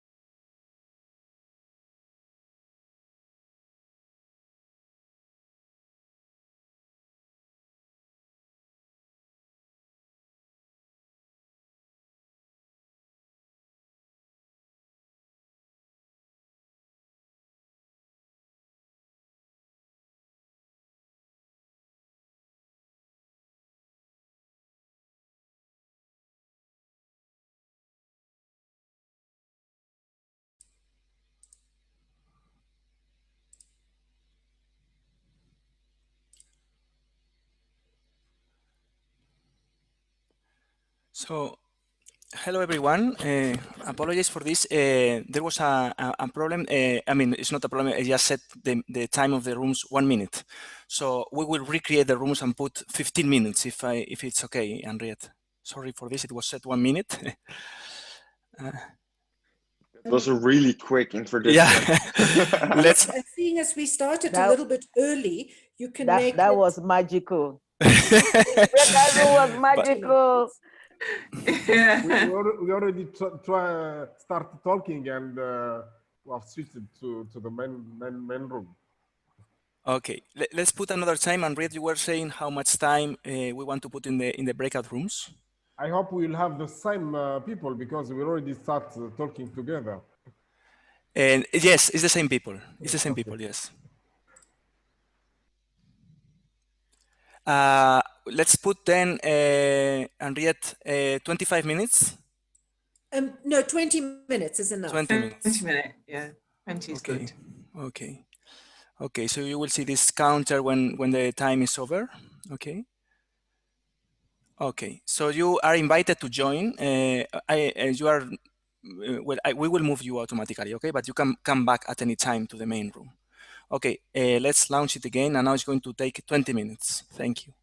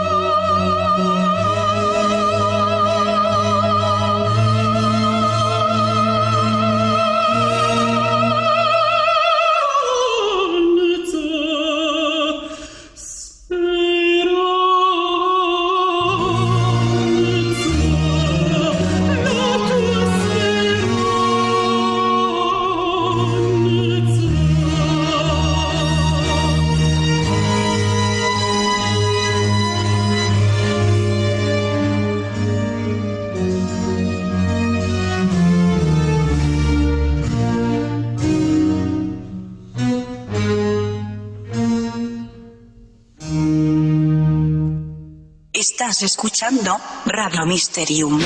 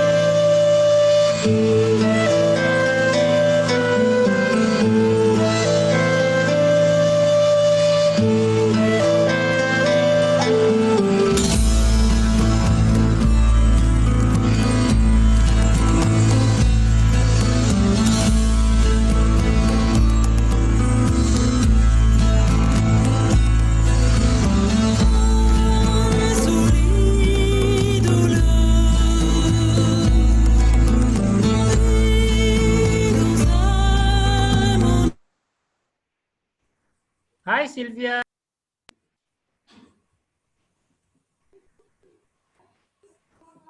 Hi, Ananda. How are you? Very good. Anna? How are you? Very good. Is this another breakout session or this is the main session? The main session. Main session. Oh, This is hi, the main Irene. session. Hi, everybody. So welcome back, everyone. That was just excellent. confirm That that. was excellent. Yeah, just confirm that we had an excellent breakout session as a surprise, and then we didn't finish yet, and then we will bring back magically back to the main session now. Other people that you have good breakout sessions, I noticed a few of them were a bit small, Great to see but you, most of them Sylvia. seemed very active. Yeah, we had 4 people actually, and we keep on talking in conversation. I mean, it's very pleasant. Thank you for making this kind of innovation. Yes, it was great to discuss with other members and see each other. I see Sylvia Cadena writes, that was lovely. I had to leave those great ladies for a while to have dinner with my family. Yes, I hope you have taken some time to get something to drink, to have a bathroom break if you need it. Thank you. No, we were talking. Well, we had cafe, we had coffee and workout and discussion. Sorry, can you repeat that? I said we enjoyed coffee and discussion. Good, good, good. Well, welcome back, everyone, and back to the plenary. We are now into the second component of our MAG meeting and open consultation. Thanks, everyone, for being part of this experiment and this learning experience. All of this, every little bit of this is going to help us have a really fantastic virtual IGF this year. So this component of the open consultation is a really important one. Aspect of the IGF's mandate that I think we often undervalue is that it was created as an outcome of the WSIS in Tunis to be a space where different institutions involved in many different aspects of internet governance can share their work and exchange their views and interact with one another. And what we normally do at open consultations is to give these different institutions involved in some aspect of internet governance the opportunity to give their feedback on the IGF, to give advice to the IGF for that year, and to share with us their work, work that relates to the IGF. So we received many contributions. Thank you very much to all of you who took the time to record videos. And these are all up on the IGF website. So now, unfortunately, we don't have enough time to play all of those. We trust that you've had a chance to look at them. If you've not had a chance to look at them, go and listen to them. And they are all on the IGF's YouTube channel. But to help us get into the question and answer session on these presentations, we've prepared a short summary of it. And I'm going to hand over to the Secretariat now to take us into this session by including, by presenting the summary. And I think you might want to give an organization who, I think there was a technical error with one presentation, but I'll let the Secretariat brief you on that. So Shangatai, can I hand over to you at this point? Yes, thank you very much, Henriette. We had 18 submissions, as Henriette said. Unfortunately, they each are about 5, 6, or 7 minutes in length, and unfortunately, we can't show them all because that would be about 90 minutes. So they are available on YouTube, and also there's a link available in the agenda. I'd also like to apologize to UNESCO. Their video got dropped for some reason, and we can play it after these briefings, just so that it's included. But I'll try and do a very rough summary. The Secretariat tried to summarize them, but as you know, they're all packed full of information. So I'll just try my best to be as concise as possible. So of the 18 submissions, we had a submission from the African Union. That video pointed out an increasing number of African leaders, including heads of states, are becoming interested in the Internet Governance Forum. And this resulted in 2 African Union resolutions related to Internet governance, which I think is very good. And of course, because of the COVID-19 pandemic, very, very few national and regional IGFs in Africa were able to hold their meetings. But to mitigate this, the African Union Commission and the African IGF produced a toolkit for organizing the virtual Internet Governance Forum conferences in Africa. The policy and regulatory initiatives of the Digital Africa, it's a PRIDA project that's in cooperation with the European Union. It was also very vital in supporting and building the internet governance capacity for people in Africa. In collaboration with the Diplo Foundation, the African Union Commission has also developed manuals documenting how to create national IGF, as well as conducting training activities. And the African Union's digital transformation strategy for Africa, which is for the period of 2020 to 2030, is also vital in advancing internet governance related goals. The next submission was from the Association for Progressive Communications, APC, and it detailed how APC has responded to the COVID-19 pandemic and the resultant increase in the importance of the internet in a series of activities collectively called Closer Than Ever. So the APC had a series of activities called Closer Than Ever. The APC in particular has been raising the issue of human rights related implications, such as, sorry, my screen got taken up by Zoom again. I still have a reward out for people who can let me know how to stop that. So the APC in particular has been raising the issue of human rights related implications, such as digital inclusion and of the government's responses to the pandemic. The APC is also active in the Best Practice Forum on Gender and Access, as well as the Dynamic Coalition on Community Connectivity. And the APC is actively engaged in internet governance activities in Latin America, the Caribbean region, and also Africa. APNIC also did a briefing, and they detailed the, in 2019, APNIC had 250 separate face-to-face engagements across 35 economies in the Asia Pacific region related to capacity building, network operators groups, and security and development of IPv6. COVID-19 also meant that these face-to-face engagements had to be replaced with online engagements, and the APNIC's 50th meeting will also be online rather than a physical event later this year. They also spoke about the APNIC Academy, which is expanding its online courses, and the APNIC Foundation, which supports the Information Society Innovation Fund, or ISEF Asia, that funds capacity building initiatives in Asia. They have a call for proposals for funding, and the deadline for that is 21st of June. CGI Brazil.br was the next organization, and this is CGI.br's 25th year, and CGI.br has launched National Internet Award to honor important figures in the Brazilian internet governance history. And these are also available online on YouTube. I watched a couple of them. I think they're very good and worth watching.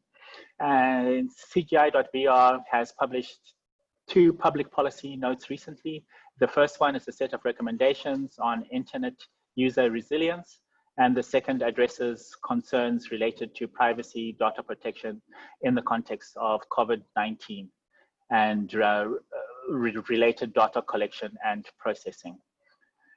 The Council of Europe is the next one, and they have presented the new priorities for the Council's Information Society Department, which are cybercrime and new media. In terms of data protection, there is a new priority to develop guidelines to safeguard privacy in the field of facial recognition. National education systems, electrical data, and also profiling online. So they've got guidelines for those.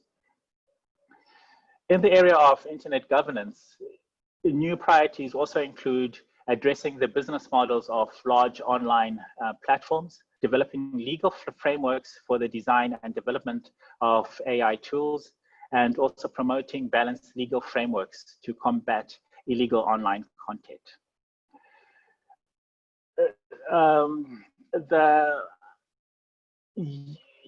The Undersecretary General's Digital Cooperation initiative, led by Fabricio Hochschild, also organized a series of webinars, in particular with the ITU on digital corporations in digital cooperation in time of COVID-19 and beyond.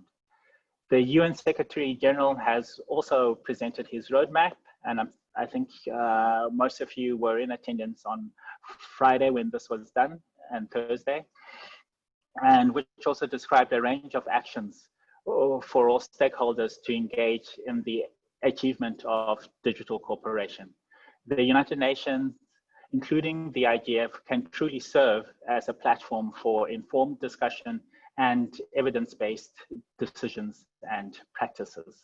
So that video is also online, and I encourage you all to view that one too. Diplo Foundation. Diplo has responded to the COVID-19 pandemic in a number of ways, including setting up the conference Tech Lab to meet the growing demand for help in transitioning to online work because of the COVID-19 pandemic, and delivering online courses for diplomacy and global governance, and mapping how different countries have rolled out digital contact tracing apps. In the lead up to the UN World Data Forum in Bern, the permanent mission of Switzerland to the UN in Geneva and other Geneva-based organizations have launched a series of dialogues on data governance. Diplo is also in partnership with the Swiss government on the Geneva Dialogue on responsible behavior in cyberspace to discuss with the global industry on how to secure their digital products and services. The next organization was .Asia, and .Asia has launched its Project Lockdown .Asia, which mobilizes youth from .Asia's Net Emissions Ambassadors Program and other Asia-Pacific Regional Fellowship alumni to collect data on how countries implemented COVID-19 lockdowns, not only in terms of their effectiveness in combating the spreading of the virus, but also on whether lockdowns also had other effects, such as human rights infringements. EBU presented their response to the COVID-19. The EBU has intensified efforts on joint initiatives such as Journalism Trust Initiatives and the Trusted News Initiative. The EBU is also trying to raise awareness of the sustainability of the media business models, particularly in the wake of COVID-19.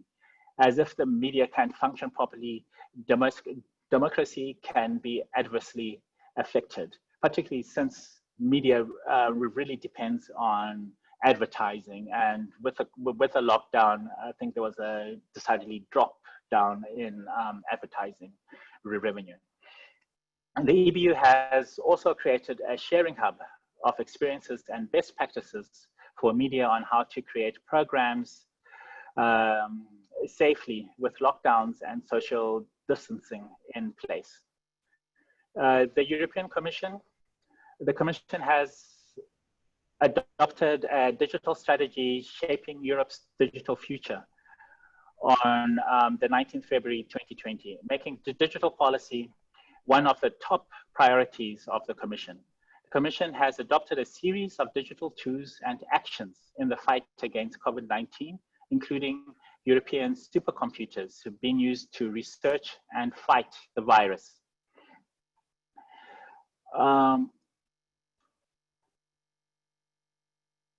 The Commission also suggested that the IGF should take up responsibility for discussions on open standards settings. ICANN, capacity development across the ICANN ecosystem has remained a key priority during the time of COVID-19 and which has moved to the virtual environment. ICANN has been active in responding to the DNS abuse cases that have taken advantage of the pandemic. Team members from the Office of the CTO joined both the COVID-19 Cyber Threat Coalition and the COVID-19 Cyber Threat Intelligence League groups, which share valuable threat information, focus on the response to the pandemic in the cyber realm. ICC Basis. ICC Basis has partnered with the World Health Organization to facilitate information flows by disseminating the latest and most reliable information on the COVID-19 outbreaks to businesses worldwide, and also has launched a COVID-19 portal that offers trusted advice to businesses, policymakers, and chambers of commerce. ICC has launched Save Our SMEs, SOS campaign, that's small, medium enterprises, working with partners from international organizations like WHO, ILO, and UNICEF, with companies like Amazon or Facebook, with nonprofits like the Cyber Readiness Institute, with local chambers of commerce to gather and offer resources supporting policy advice and training of SMEs during the pandemic. ICC has also been providing cybersecurity training tailored for businesses and workers as they move their operations to a virtual setting or use their home networks and personal devices to conduct businesses.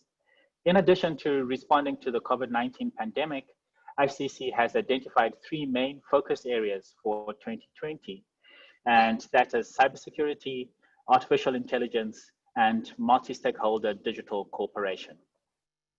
ISOC.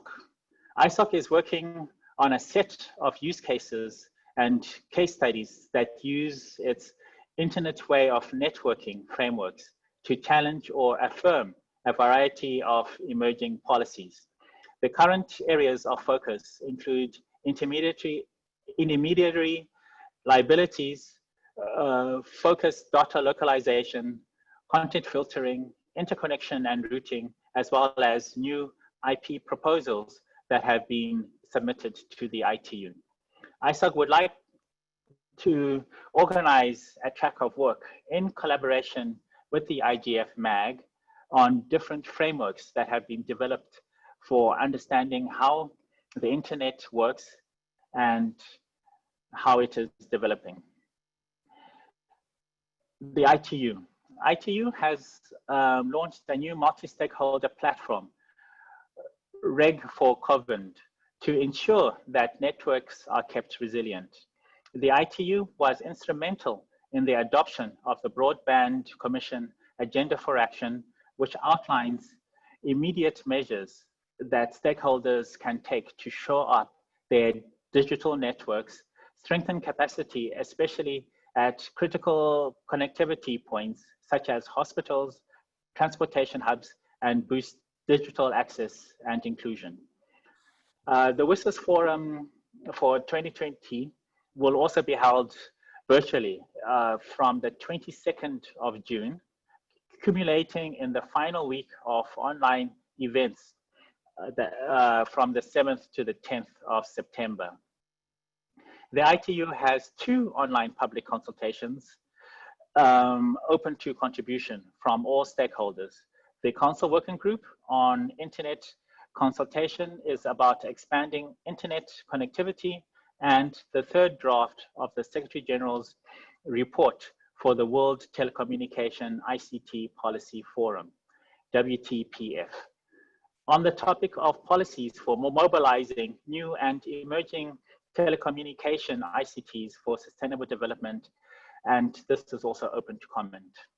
RIPE NCC. RIPE NCC held the first fully virtual RIPE meeting, RIPE 80, in May, and this also attracted more than 2,000 registrants. The potential for such remote events in allowing many more people to participate than can participate in a physical meeting is self-evident. After 15 years, the IGF is an institution well prepared to help RIPE NCC come to greater understanding in the ways which the internet is being used and the risk inheritance in that use. The United Nations Institute for Disarmament Research, that's UNIDIR. In 2019, UNIDA established a cyber policy portal which provides details of the cyber policies of 193 states of the United Nations, as well as key international and regional organizations. UNIDA has been conducting a series of webinars exploring the experiences and practices and the lessons that some states have undertaken to continue to learn in their efforts to reinforce the cybersecurity and stability. The final episode of the series is on June 25, and they look at the role of civil society in implementing norms. UNIDA is supporting the open-ended working group and the group of government experts currently underway at the United Nations to advance cybersecurity, stability, cybersecurity and norms development, as well as their implementation. UNIDA's annual Cybersecurity Stability Conference will go ahead this year on 8th of September in a hybrid form. This is, of course, due to the pandemic. I hope that was understandable. I did try to be concise, and I think it was less than the 90 minutes that the videos would take. We do have a video from UNESCO, which I said was unfortunately dropped for some reason, and we can play that now. I'll just defer to the chair if we should go ahead and play it. Thank you, Shangatai. I think, yes, I think we do need to, because the error was on our side. We somehow lost the UNESCO video. But before that, I actually want to pose a question to those from the technical community that gave us input, so they can prepare to respond after the UNESCO video. And that's just to give us a bit of an indication of what has happened with data usage and internet usage around the world since the outbreak of the pandemic. I noticed that I think Paul Wilson from APNIC referred to that. I don't want to put anyone on the spot, but if you can just consider whether you have some information you can share with the meeting after the UNESCO video. I think it would be important and interesting for us to look at what has happened with internet usage. So now, Shangatai, please go ahead and play the UNESCO video. Okay, just give me a sec just to switch my microphone and I'll.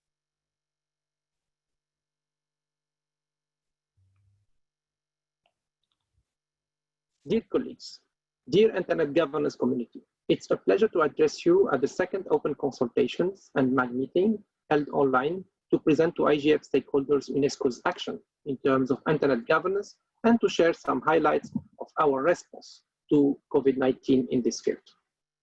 The fact that I'm here today over the screen and that we can, thanks to digital technologies, continue to ensure multi-stakeholder engagement in the time of the pandemic is a testament to the importance of access to information, access to the internet, and digital literacy.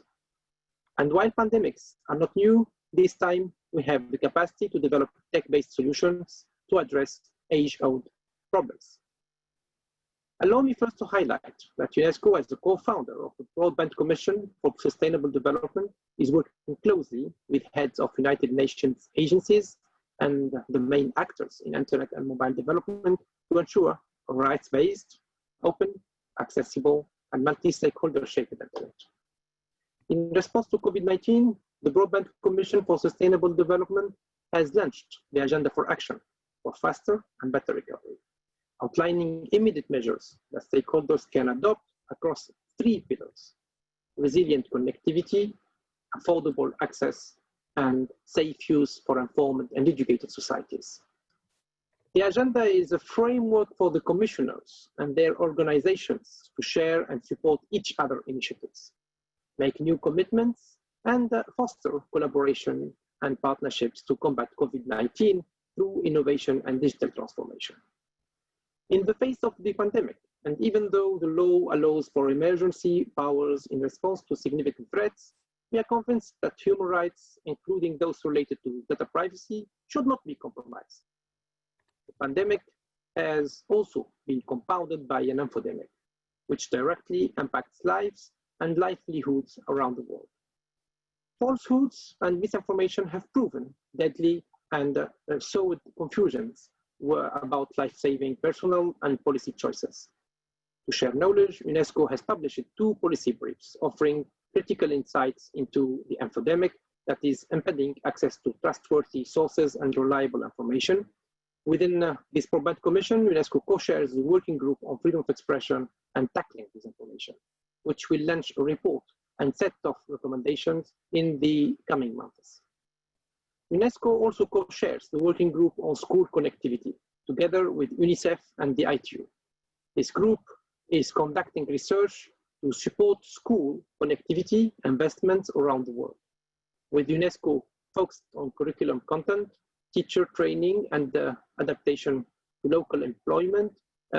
In this regard, UNESCO is fostering open education resources to support learners and educational professionals in online learning during the pandemic. COVID-19 has caused widespread school closures in 185 countries, forcing 89.4% of learners to stay home. And in the context, open education resources represent an important means to supplement formal online classes and can even temporarily serve as the main form of education for those who are unable to access online learning.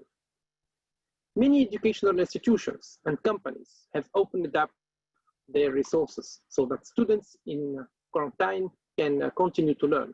And UNESCO has identified a number of MOOCs and open education resources which can provide online courses and self-directed learning content through both mobile and desktop platforms. As an additional response to COVID-19, UNESCO has mobilized young innovators in the response to COVID-19. In April, UNESCO, IBM, and SAP joined forces in the organization of the global hackathon Code the Curve. The initiative called for young developers, innovators, data scientists, and designers to use their digital skills, creativity, and entrepreneurial spirit, and to team up to inspire digital solutions to current and future pandemic-related challenges. In the face of COVID-19, more countries are seeking to further enhance their internet. And UNESCO's Internet Universality Indicators offer a helpful framework for governments and organizations that wish to enhance the internet and use digital technology to combat the virus and address its impact. We have been working with stakeholders from an increasing number of countries across the world to implement national assessments of internet development using the Internet Universality Indicators. These assessments have attracted a high level of attention and support from countries' ministers, policymakers, and as well as multi-stakeholder actors. And their impact on policy improvements has been evident. Based on its deep engagement with the IGF community over the past 15 years, and as discussed with the MAG, UNESCO will be launching a dynamic coalition on Internet Universality Indicators at the IGF 2020 as a new space for sharing experiences and raising awareness of the value of these indicators and good practice in applying them in more countries. This dynamic coalition will be strengthening UNESCO's partnership with the IGF's multi-stakeholder advisory group and with other stakeholders, including national and regional IGFs, best practice platforms, and other coalitions to jointly advance internet policies at national, regional, and global levels. UNESCO is also building an online platform and policy observatory with data, tools, and reports related to the Internet Universality Indicators. The online platform will contribute to deepening synergies among stakeholders and advancing country agendas to transform information and policy recommendations into concrete actions. The Internet Universality approach has also been applied to artificial intelligence in UNESCO's publication, Steering AI in Advanced ICTs for Knowledge Societies, which provides a number of key recommendations on ensuring that use of artificial intelligence is human-centric. UNESCO will continue to engage governments, the private sector, internet intermediaries, the technical community, and academia to ensure adequate safeguards of privacy and personal data protection are put in place in artificial intelligence-related apps and measures to counter COVID-19. Ladies and gentlemen, I will close by highlighting that artificial intelligence was developed by Alan Turing as a technology used during World War II. At the time, Turing said, "We can only see a short distance ahead, but we can see plenty there that needs to be done. Plenty can and needs to be done with artificial intelligence." And UNESCO is committed to ensuring that questions of human rights and ethics are not afterthoughts in the process of technological innovation, whose mission is to reduce suffering, not increase it. As many of you are aware, UNESCO is in the process of developing a standard-setting instrument on the ethics of artificial intelligence. We are currently inviting multi-stakeholder input into the draft text of the recommendation, that we can have a truly inclusive approach to developing this global instrument.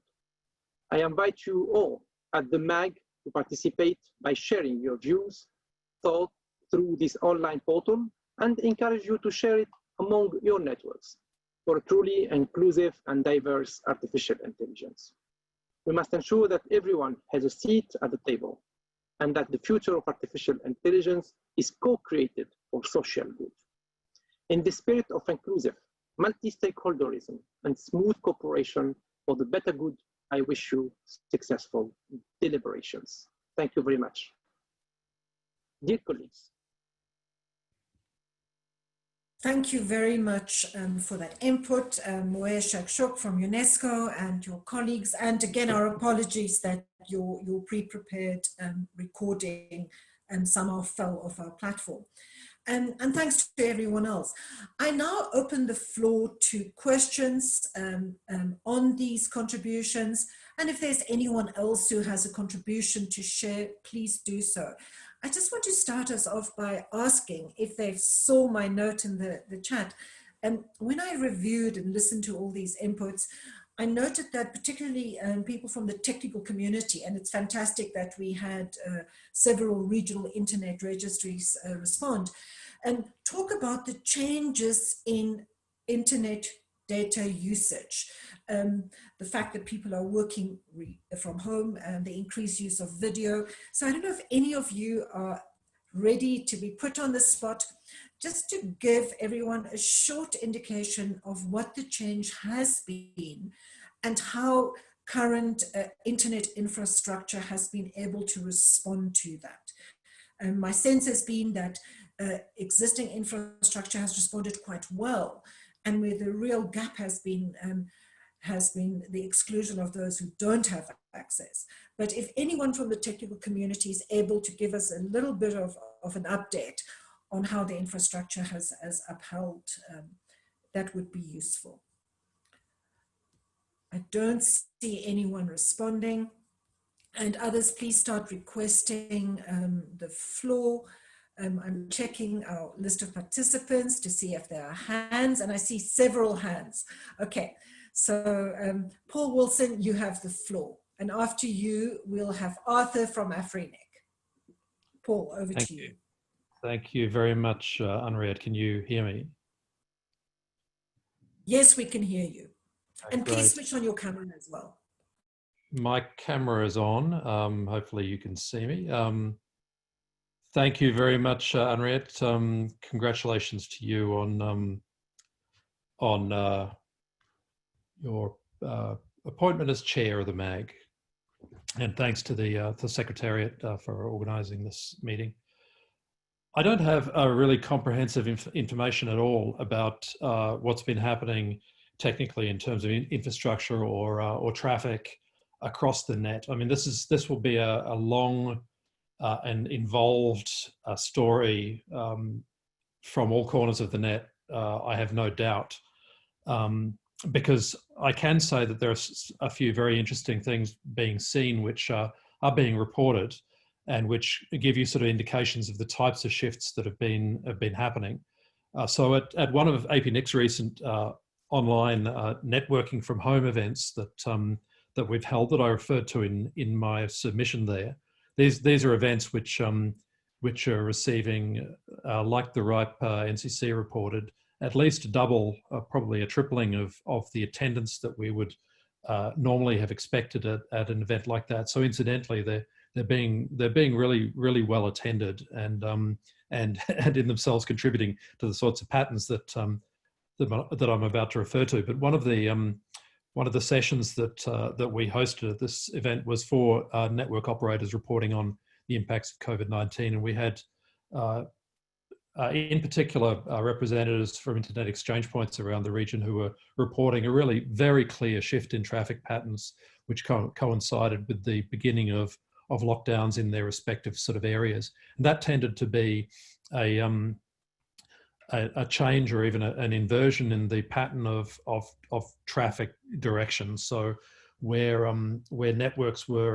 consumer networks were traditionally and normally receiving the vast majority of traffic through the exchange, for instance, through users receiving in the normal way, receiving video and so forth, those networks were starting to transmit a lot more than before. And so sort of inverting that pattern of traffic was something that was seen in a really distinct change that was shown in several cases. This is just a small, a tiny handful of exchange points concerned. So like I say, the interesting thing will be to see the broad scale patterns and how the patterns might have been replicated, how they might be different in different places. I mean, the impact of video conferencing, which is what people have been commenting on, is critical there, but it's only going to be critical where users have got upstream bandwidth to allow them to participate in video conferencing in both directions. Because even in Australia, for instance, those who are unlucky enough to have the lower class of NBN connections can often have a sub-megabit upstream bandwidth, even if they've got 20 meg down or so. And it's very obvious if you're on a video conference with a bunch of people, it's very obvious from the quality of the images that you see who has got a decent level of upstream bandwidth from their user connection. And so the reason they might not have that upstream bandwidth could be some network effect in the middle of the network. It could be an under provisioning in the network. It could be as I say, the fact that user connections in many cases are still asymmetrical. And those are the things which are being really challenged. So an Australian Prime Minister said famously a few years ago that the internet was nothing but a video entertainment system, and it's pretty obvious when you're looking at this kind of situation that that's exactly not what it is, and that when it's been called on to provide this this service, this sort of new level of service, it's come through really well. And I mean, another interesting impact is very visible in Google's public statistics of their IPv6 usage. Those stats have got a very interesting oscillation on a weekly basis, which show much higher or significantly higher IPv6 usage on the weekends, indicating that people through their office connectivity don't use IPv6 as much as they do through home connections. That's also changed very markedly. So you could look in all sorts of different corners of the net, different indicators, and see these changes. I think one of the things that is really notable is that what we haven't seen, that I don't think has been reported at any time, is any wide scale outage across the internet as a result of what's been going on. So in terms of the provisioning of DNS, even the performance of the carrier networks, even the performance of the video networks, they have there hasn't been a kind of like an infrastructure attack that's come from COVID-19. The effects have actually been very much locally experienced and locally handled. And I actually think this is a really important point for the IGF, that even with this kind of very documented, very noticeable global impact on infrastructure that could easily really somehow fundamentally threaten the viability of the internet, what you've actually seen is the stresses that have occurred have been localized, and they have caused all sorts of different local effects, but those local effects are dealt with locally.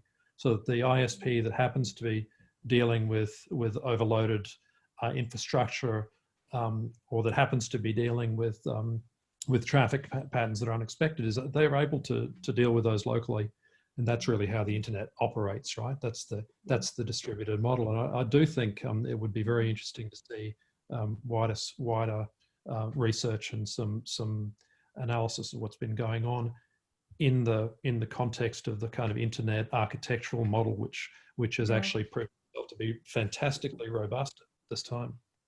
So yeah, I think it's and I think it also has it's also demonstrated how we take the technical governance of the internet for granted, because it works, and it works more or less invisibly to most people, but it's important to recognize it. And just a quick that was Paul Wilson from the Asia Pacific Network Information Center, and Arthur from the African Network Information Center. Can you briefly share an update from Africa?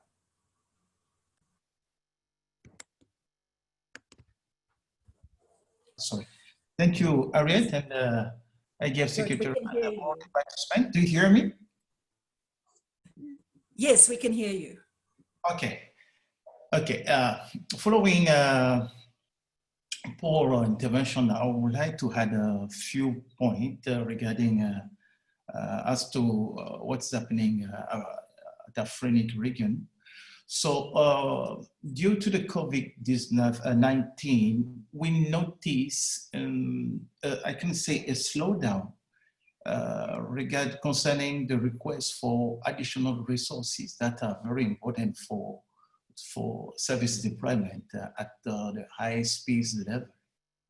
Okay, and that can explain, okay, what is happening on the market, the high speeds market in Africa.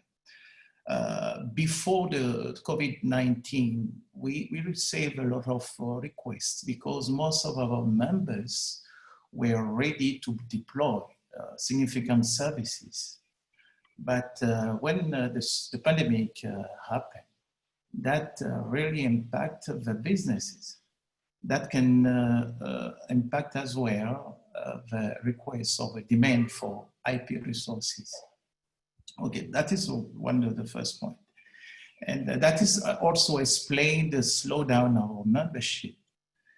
But one thing also you have to notice is in terms of what we have at the area industry is membership fees. So most, not as most, but we notice some members that are mostly ISPs that will request Afrinic to postpone the payment of the fees because they are facing some issues, financial issues at the home level.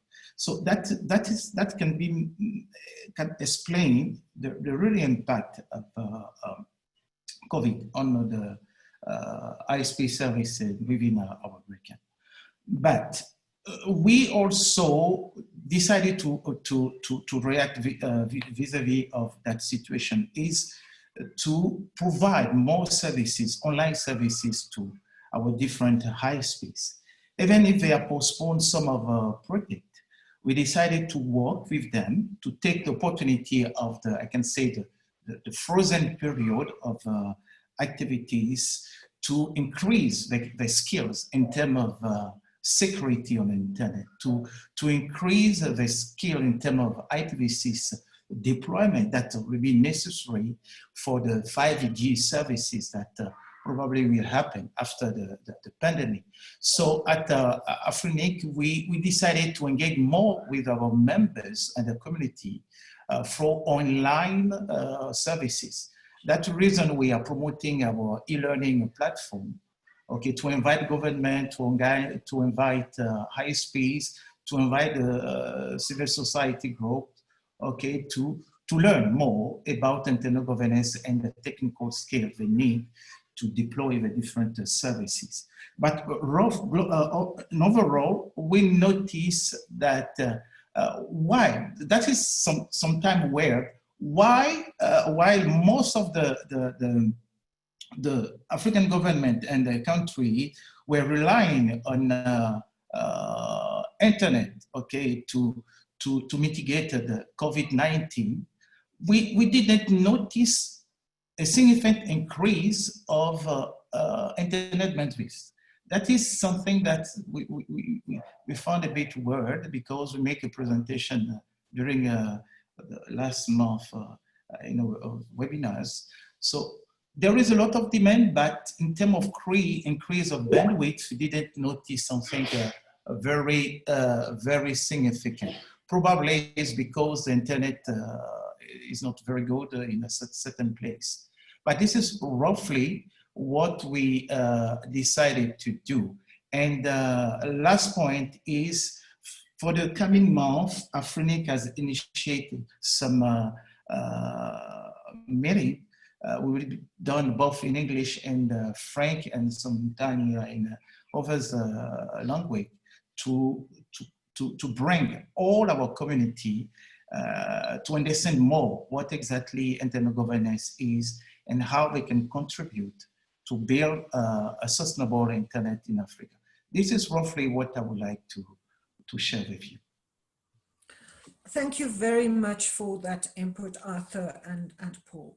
And I think your comment, Arthur, demonstrates that I think an opportunity for us in the internet governance community is that the relevance and the essentialness of the internet is being grasped by more actors than used to be engaged with it, including governments. And I think it's really important that we use this opportunity to get them involved in the internet governance conversation. But let's open the floor to other issues. I think our input so far, we only talked about the technical issues now, but the range of issues raised by the contributions is really broad, from the human rights issues raised by the Council of Europe, for example, to issues of information and misinformation and getting trust into journalistic sources reestablished. So I'd like to open the floor. We have a few people in the queue. We have roughly half an hour left for this session. So please add your name to the queue to ask a question or to share your information. Remember, this is to help us plan and enrich the program. So ISOC, for example, made some contributions on how we can deal with emerging issues. So please, everyone, the floor is open to raise any issue you think is relevant to the IGF this year. So next we have Giacomo Mazzoni. Giacomo, you have the floor.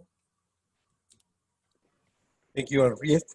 I will not come back on what is already in my video intervention, because I'm sure that all of you have seen it.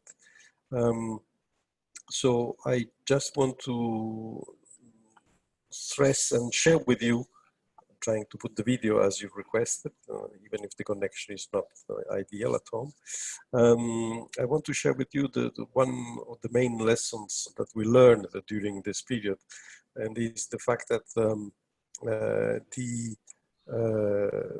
we have seen very much how it's important to have a holistic approach to the connectivity problem. because we have seen that, for instance, that many of our members' countries, television started immediately after that the school have been closed to provide services, online services for the school, but also and for children that were confined at home. But we have also an enormous request directly from the school to continue to have this not only online, but also on normal terrestrial distribution of television and radio signal, because the digital divide in reality is, even in Europe, a big problem. And a large part of the population, a significant part of the population, and those that are more in need in the schools, were exactly the people that cannot join properly online lessons because they are not well equipped with the computer, or they have not a good online connection. So we have seen that when our members started the online offer, they were able to reach as a part of the population, significant in certain countries, not significant in other countries. But the next layer, when the same offer was also transferred into programming schedule on the air, on terrestrial distribution, on cable, on satellite, etc., through all the means, and on radio, of course, then they were able to reach the 100% of the population. So I think that this is the most important lessons learned. Instead of thinking only how I can increase access to the internet, we have to think in an holistic approach how I can reach 100% of the population, especially those that are more in need, using all available tools. And I think that this is very interesting lessons that also for you is important to listen. Then I have a question for UNESCO, because I listened with great interest what Wojciech Chuk, former MAG member, by the way, I remember, said about universal indicators. I would like to know more what's next, because I know that some of these universality indicators has been applied to certain countries. Would be useful to know if this now will be extended to all the countries. How will be the approach? We will have a map of the world based on universality indicators. Thank you very much. Thank you very much for that, Giacomo. Let's take two more speakers, and then UNESCO, you can respond to this question. And next we have Suzanne Taylor from RIPE NCC, and Edmund, you can come after Suzanne. Hi, thank you so much. I know that Paul and Arthur have already spoken, so is it still helpful to hear another perspective from another RIR? Yes, please, Suzanne, go ahead. Okay, great. So, I mean, I will generally echo a lot of what they've already said. So just briefly, we haven't seen a huge impact. It seems that the internet, by its very nature, was very well positioned to handle the increased load that we've seen during the COVID impact. A lot of major European IXPs did show significant increases in traffic. EuroIX had a report about this showing sort of 30 to 50% increase in March, but again, not seeing a major impact in terms of services. So all indications so far have generally been that the core seems very well positioned to handle this. BEREC has been putting out reports looking at the impact and has generally found that although traffic on fixed and mobile networks has increased significantly, there haven't been any major congestion issues so far. The view from the RIPE NCC's own measurement platforms, RIPE Atlas and our routing information service also shows a lot of stability. We have seen some drops in download speed, and I think that this is one thing that regulators are going to possibly be looking at in the future in terms of needing to redefine the traditional definition of what adequate broadband is, which currently stands at 2 megabits per second. So I think that that's something that's possibly going to get some attention in the future. Where we have noticed some challenges globally is, and Paul mentioned this, in last mile access, I think has been an issue for some. Europe generally has fared better than some other parts of the globe, but even within Europe, we see a fairly big urban-rural divide that I think has impacted a lot of users during this time. And of course, there's the human factor.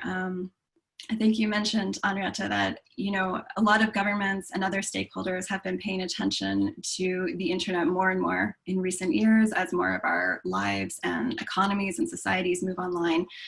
This has only served to shine an even greater spotlight on that.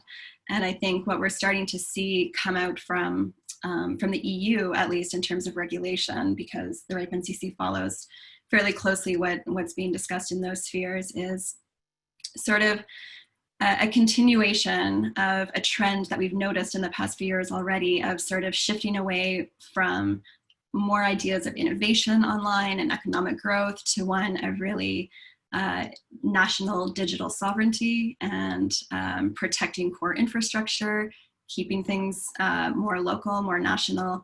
And so I think this is where we see the conversation shifting. I think this has been probably the biggest regulatory impact that the crisis has had. And I think some of those issues are going to be, along with issues of equality and accessibility, I think we're going to see a real focus on that. And I think those would be some of the interesting topics that could be discussed at the IGF. Thanks, Suzanne. Very, very useful input. Edwin, you have the floor, and then after that, we'll give UNESCO the opportunity to respond, and then we'll continue with our speakers queue. And thanks to people who are adding their names to the queue. So Edmund, you have the floor. And by the way, everyone, just for the record, a reminder that you need to introduce yourself. Certainly. Thank you, Henriette. This is Edmund Chung from .Asia.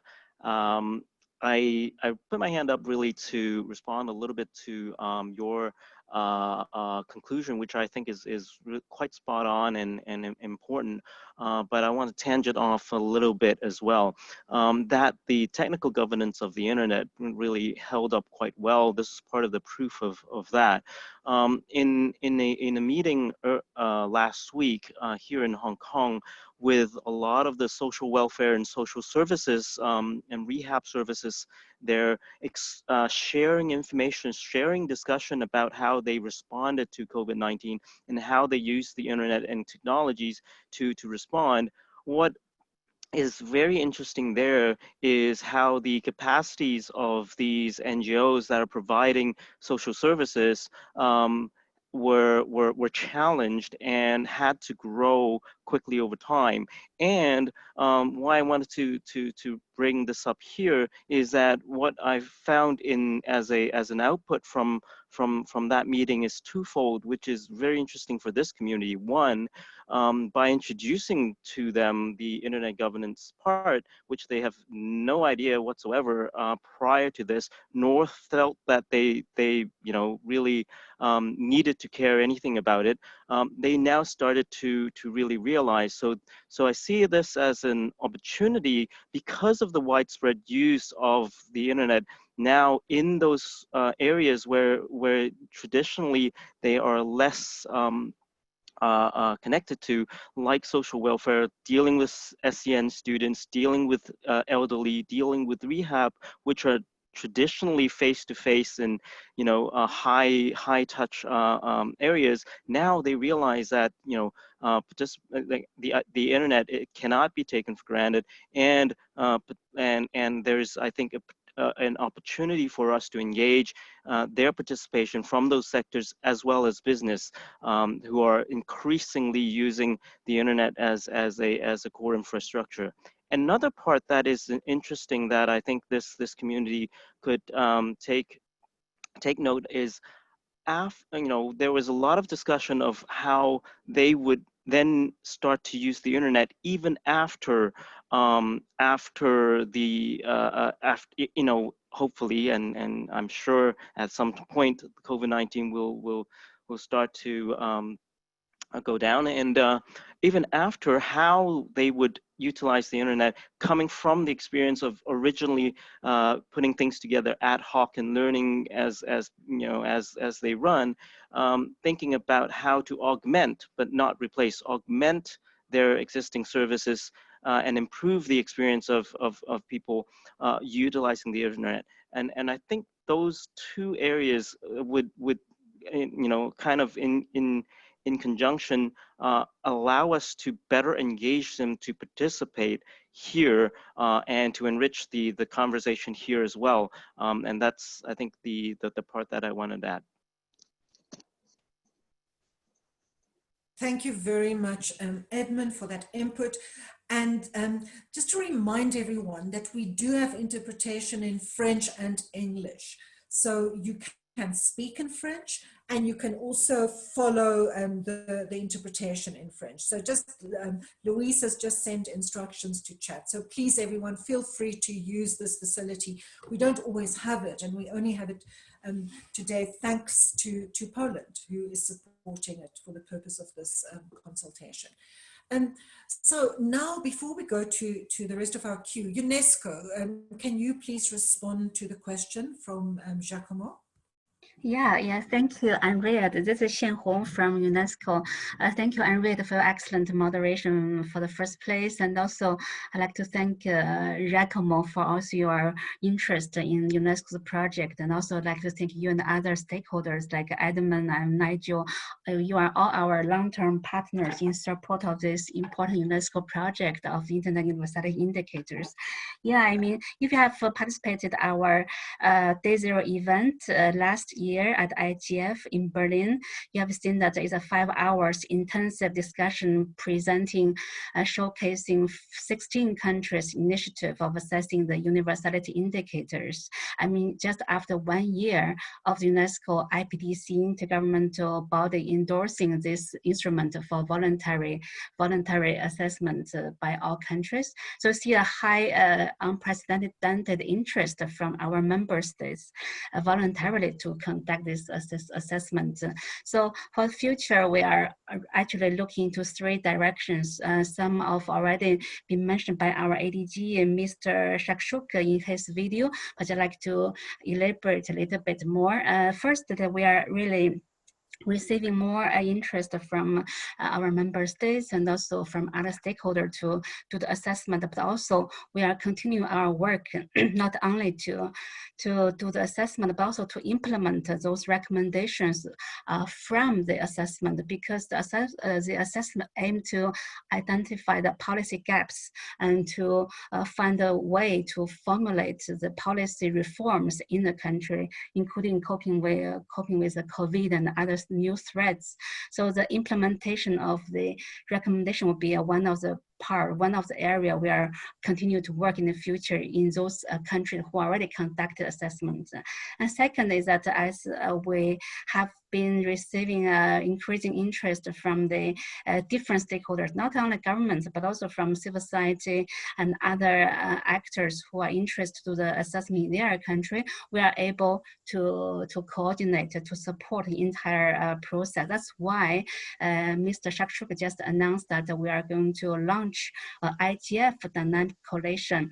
It will be a new dynamic collation under umbrella of IGF to engage further with those partners and also those stakeholders. Plus, we have been working with the NRIs, which are excellent platform for us to engage national stakeholders, experts, and also we are working with best practice platforms on different semantic areas, including one hosted by Giacomo on the local content. I mean, we are really working in all directions to make sure that the interested countries will be assessed and also the useful recommendation will be recommended through different communities and based on the IGF. And the third direction that I think Mr. Shakshuk also mentioned that we are going to use some innovation to support the entire process. We are planning to launch an online platform of UNESCO indicators. It will be a very holistic data-based platform which will provide all the existing data we have collected from those indicators. Even UNIMEX indicator of universality has 303 indicators. indicators to measure human rights, to measure the access, inclusiveness, to measure openness, measure multi-stakeholder governance models at national levels, and also gender issues in Africa, development and artificial intelligence, etc. So we are actually building up this kind of a data platform. So for all the stakeholders, you will have a very smart platform to check on data on each indicator, how the evidence are being collected from different country regions. And also we are also trying to consolidating other indicators of UNESCO, not only internet, but also media indicators. For example, we had many countries in media development indicators assessment, which are also being holistically combined into this new platform. Plus we have our gender indicator, etc. So that's why I think this innovation, again, I mean, it will contribute to the all stakeholders to follow, to make good use of the indicator assessment. And also we are providing the online tutorial, the methodological guidance, because this indicator assessment are quite complicated. We have realized that at national level, we are trying to operationalizing the multi-stakeholder approach in assessing indicators. Then there's a lot of need for technical support. That's our platform also provide this kind of support. So all in all, I think I can stop here, and I'll be here, I'll be around online, and happy to discuss whether in private or collectively. And also I already share our website online, and also we are also having our page of DC on IGF website, our mailing list, etc. I just welcome all of you to contact me or contact our mailing list to join this this giant process in the future. Thank you. Thanks very much for that input, Zhang Hong. And I noticed in the chat that Anne-Rachel Aîné from ARIN has also responded. And please note, she points out that the video contribution from ARIN highlights the situation of small island states in the Caribbean. So definitely, please take time to watch that. It's very interesting. And next I give the floor to Chat Garcia Ramilo from my institution I've been associated with for a long time, Association for Progressive Communications. Chat, very nice to see you and hear you. You have the floor. Great to see you too, Henriette, and everyone else. I just, I want to point out just a couple of things. One is in response to the last mile connectivity. And I think this is where what we're seeing is that, you know, the divide is definitely potentially is growing, and it's becoming more intense for those people, for people who do not have connectivity. And I think one of the things that we in APC have been working on, and that we feel that needs to be much more, that needs more attention, is definitely around enabling environment for community networks. And I think at this stage where it's you know, people are being locked down in communities, it really is a situation where if there are community networks that people trust and people have connections with around community level, that really will increase you know, people's connection to information, health, etc. And I do think that really needs to be in the conversation in a bigger way. So that's the one thing. I think the second thing I wanted to point out, I was at a forum today where the discussion of the conviction of Maria Ressa, who is the editor of Rappler in the Philippines, was convicted under the cybercrime law of the Philippines. And it's a huge issue. David Kay has sent an, you know, supported this. The UN Special Rapporteurs have supported Maria Ressa, and still there was a conviction, and the basis of the conviction was the cybercrime law. And I think it is a trend that we need to look at, because governments are using laws to really close down freedom of expression, to criminalize speech in as well in social media at a time of the pandemic when people really need to be much more in touch. And I do think that really is going to threaten the openness of the internet as we know it and the trust in the system. One of the things that we've also noted is that there has been a proliferation of more misinformation. And it's difficult, it's much more difficult for people to really see, to really understand what is going on. This is the time when they need to trust the information that they get, and the information really has been not that, it's becoming more difficult for people to trust the information. And that I think is something that needs to be, that we need to look at this time. The one issue that has come up as well, and I know that the World Health Organization has looked into this, is around tracing apps. A lot of states have adopted these tracing apps in relation to COVID. There is a World Health Organization ethics guidelines around it, but there are also, I think, what we're seeing from our members on the ground is that people are, it's very, are confused about either to, to use the apps or not to use the apps. And I was also at a forum where there was a comparison in three countries: South Korea, Australia is the other one, and in the UK, and all of this in relation to what kinds of laws and what kinds of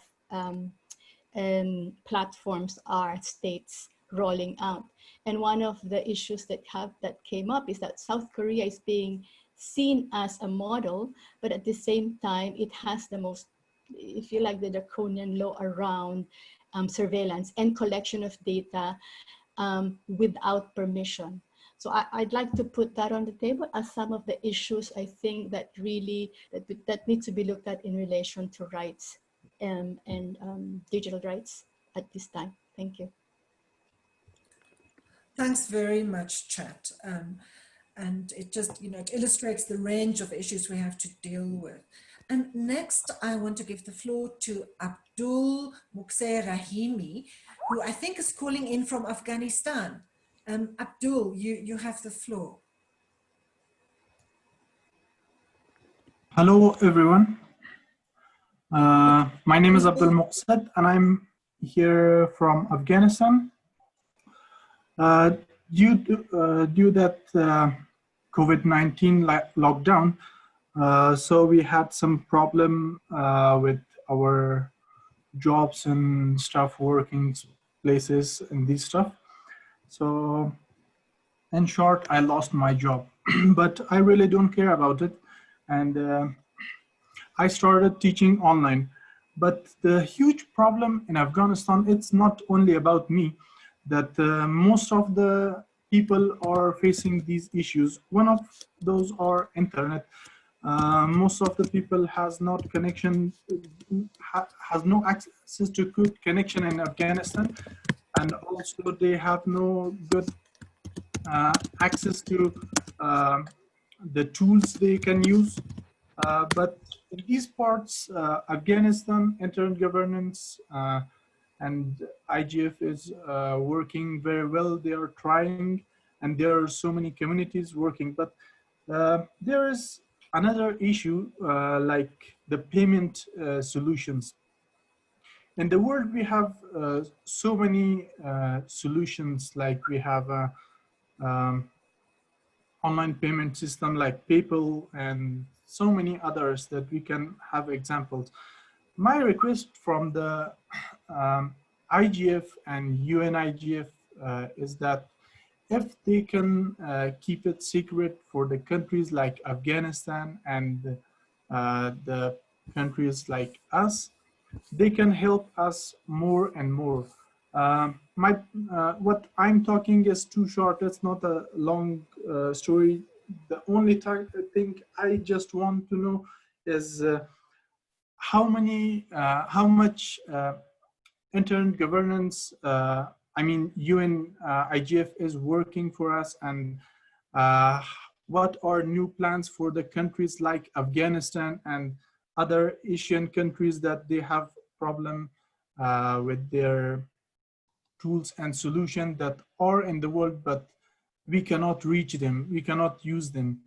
So please, can you give me any idea, or you can keep it in your note that you can work on it, and that's it. Thanks very much for that input, Abdul. And we'll definitely take note of it in the planning for the IGF, and maybe others can respond to it. So the last person we have in our queue, unless Anne Rachel, unless you wanted to, I know your hand was up. If you do want to speak, then just please tell us. But now I give the floor again to Nigel Hickson.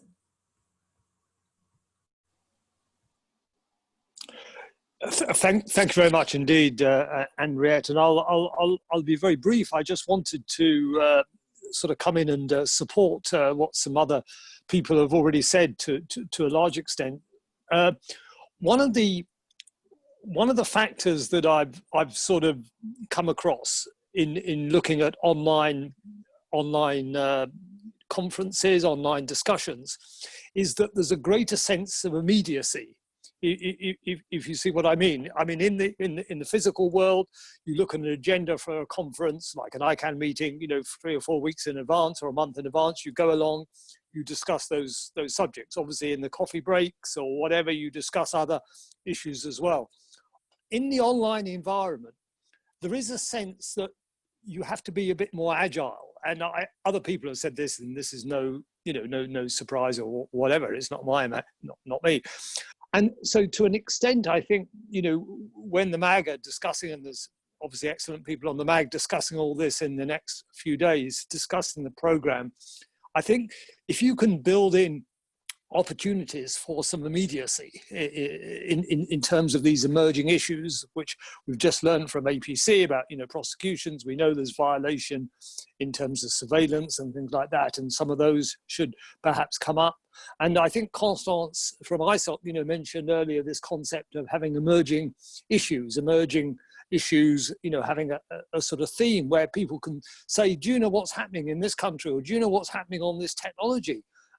You know, we should be looking at this because it's really relevant to us. And, you know, whether we do that on day 0 or in some other way, you know, this is obviously, you know, whatever. But I think there should be some sort of sense of being able to react to developments that are pertinent by November.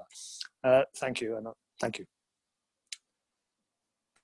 Thanks very much, Nigel. It's a good observation, and I hope we can integrate it into our planning. Next, the floor is going to Anne Rachel Ine from Aaron. Anne Rachel. Hello, and good morning, everybody.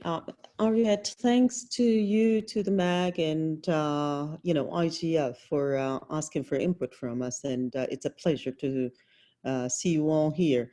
One of the things that I was saying is that we have been working with, you know, the community in the islands that we cover, basically, as I was saying, to reconnect the connected, but also connect the unconnected. It's really, really come to the fore right now that it is something that is needed. And what we have seen is that for a lot of governments who, you know, don't be mistaken, have been thinking for the past few years about how to connect. In fact, the Caribbean has an initiative that is called the 21st century government, meaning that they really have been looking for the past few years about connecting their folks and moving quite a few services online. But this has become something that is now just not only urgent, it was for yesterday, and everybody's scrambling to get there in an area where, you know, bandwidth has been dire. And, you know, that's why we have been working, we have been having webinars, we have been, supporting the communities in terms of connectivity, in terms of some of the things that they want to put together, and taking into account, of course, issues that are very particular to the Caribbean and small island developing states that are, lack of human resources as well as, financial resources in general, not to mention the bandwidth, as I said. So it is really very important that we do not forget all of these places where we have more than ever need for people to be connected and connected properly, meaningfully, taking into account, their own also wishes into how they want to be connected. And as Susan said, really, a lot of the policy issues are now coming to the fore because they're all concerned about issues of, yes, data transfer, you said it, Henriette. They're concerned about security. They're concerned about, how to connect internationally to be there, but at the same time, keep their particular processes. So thank you very much for allowing us to be here. Thank you very much for your contribution. Anya, can you give us a highlight of what is being discussed in the chat? Yes, thank you, Henriette. Not a lot of questions in the chat, and as most speakers also took the floor, but I'm just going to highlight critical comments that could be of interest to you. So one is from Amir from Iran, from the academic community, asking how can the internet community raise some important internet policy issues like digital sanctions during the pandemic time, and then followed by a comment from Giacomo Mazzone about the next IGF focusing on the restrictions to freedom of expression and media, especially during this time. There are also comments, there are also statements on sharing some resources for the already referenced processes, such as, for example, Xiaodong from UNESCO sharing the link to UNESCO's Internet Universality Indicators for those that would like to know more, and her email address. And I believe that would be all that wasn't addressed during the speakers taking the floor time. Thank you, Henriette. And thanks, Anya. Everyone, we're doing good for time. Before I move towards closing this discussion, does any one of the institutions that submitted contributions, do you want to respond or react to any of the inputs that we've heard from the floor?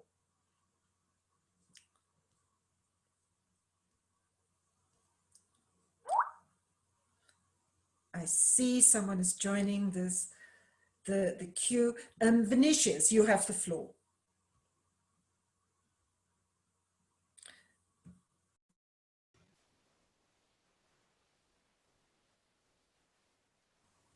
We can't hear you. I'm not sure that your mic is unmuted.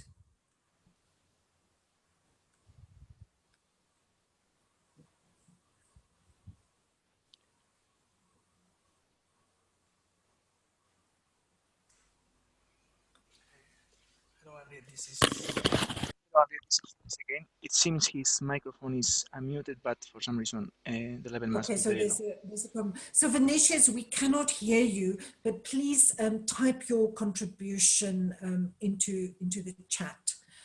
I don't see anyone else taking the floor, so I am going to bring us to a close. So this was a very rich session. Now I want to start off by, Vinicius, are you ready to speak now? Can you hear me now? Yes, we can hear you. Go ahead. Oh, thank you. I don't know what was happening. I was using a headset and unfortunately I had some audio issues. I'm not talking from an IR perspective, but I could provide you with a brief overview in a more national perspective. So just trying to add to that discussion about the traffic increase. Before that, thank you, Henriette, to give the space, and hello, colleagues. Vinicius from the Brazilian Internet Steering Committee. We indeed sent a video giving a brief overview of our activities locally. And just trying to add to this discussion, yes, Brazil, in Brazil, we had an overall increase in traffic as well. Observing the traffic behavior in our ecosystem of an internet exchange points, for example, we have experienced an increase in bandwidth demand in the overall scenario for the country. But for example, the IX in São Paulo has measured traffic peaks over 11 terabits per second. So it was a huge increase in some sense. But after that, we had some sort of harmonization of traffic and having some sort of keeping of an average weekly measurement. There was also a shifting in terms of traffic peaks during the days because you have less concentrated moments as the traffic is more uniformly distributed through the day. You know, more people at home and demanding more traffic from streaming contents, video conferencing, and so on. It is what we can see through the lens of our IXPs, but of course, Brazil is a huge country, and there are several disparities in the different regions of the country, and even in the different neighborhoods of the big cities. As other colleagues have stated as well, the overall comprehension is that we have indeed a natural increase in traffic demand, but we can also realize that the internet is being resilient to this context. I think this is what I would have to say as of now, but I'm available to answer and to chat about any other question. Thank you, Henriette. Thank you all. Thank you very much, Vinicius, for that input. It's really good to get voices from so many different parts of the world. So everyone, this brings us to a close of this session. Let me make sure that my camera is well positioned. Yes. I want to start by, well, thanking everyone for taking the time to send contributions. I also want to highlight that these contributions are not exhaustive. We know that there are many more institutions and actors that are involved in internet governance in one way or another. And so we don't want to privilege only those that have contributed today. We really want to be a platform as the IGF for everyone involved in internet governance to share information. And I'm very pleased, I think many of you would have seen the announcement that the IGF is getting a contribution from the British government to improve the IGF website.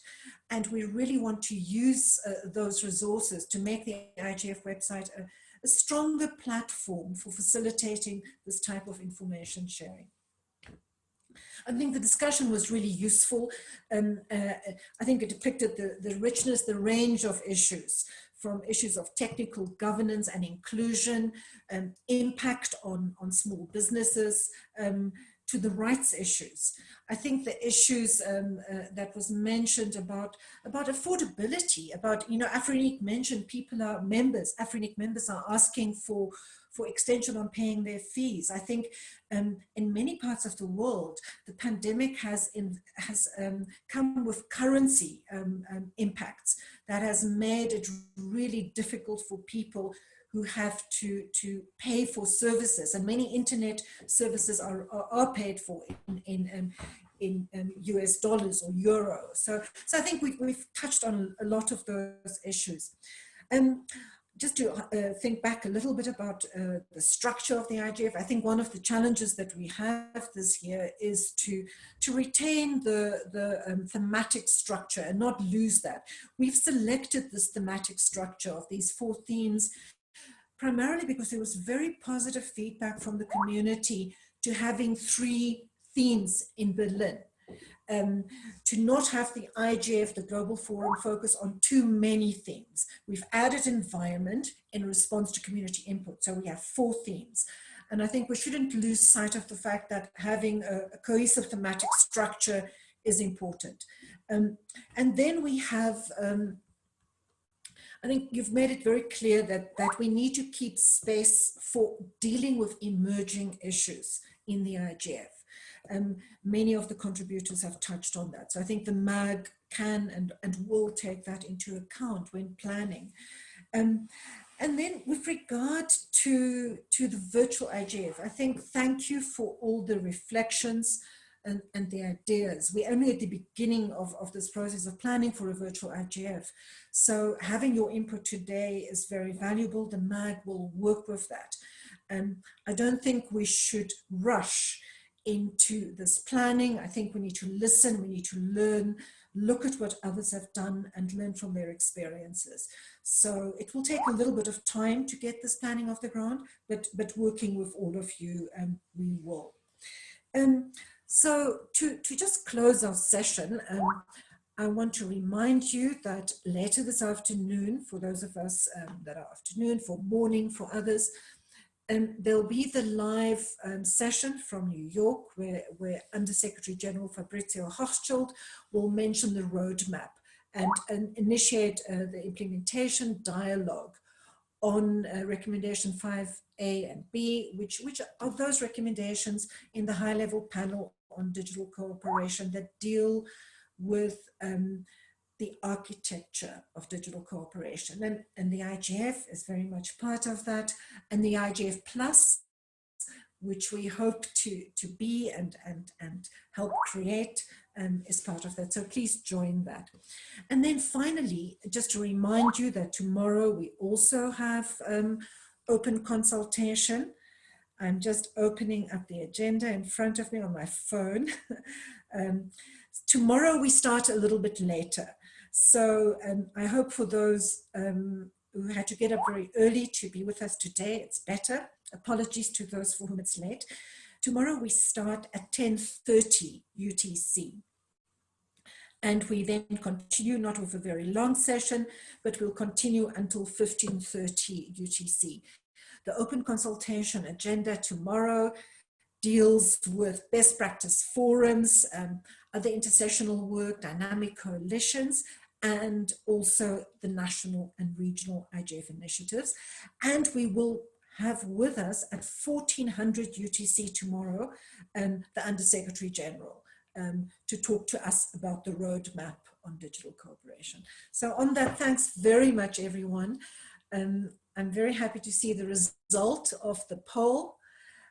Sorry to see that there are people that had bad connection. I'm afraid that's part of our reality. And that is all from me. Secretariat, do you have anything to add? No, we don't have anything to add. Well, with that, thanks very much to the interpreters, to the captioners, to the Secretariat, the MAG members, and all the observers. It was really a good meeting. I was very nervous at the beginning, but I feel much more relaxed and happy now. So thanks very much, everyone. Have a good rest of day. Thank you very much, Henriette. Thank you, Henriette. Thank you all. Thank you, Henriette, and a big round of applause to all of you in the Secretariat. Thank you. Yes, Paul. Thank you. Thank you. Ciao, ciao. Thank you, everyone. Thank you very much. Bye-bye. Bye-bye. Thank you. Thank you, everyone. Stay safe. Thank you, I'll Henriette, see you tomorrow. for sharing such a successful Thanks, meeting. everyone. Thank you, everyone. Bye. Thank you, everyone. Be safe and healthy. So, bye.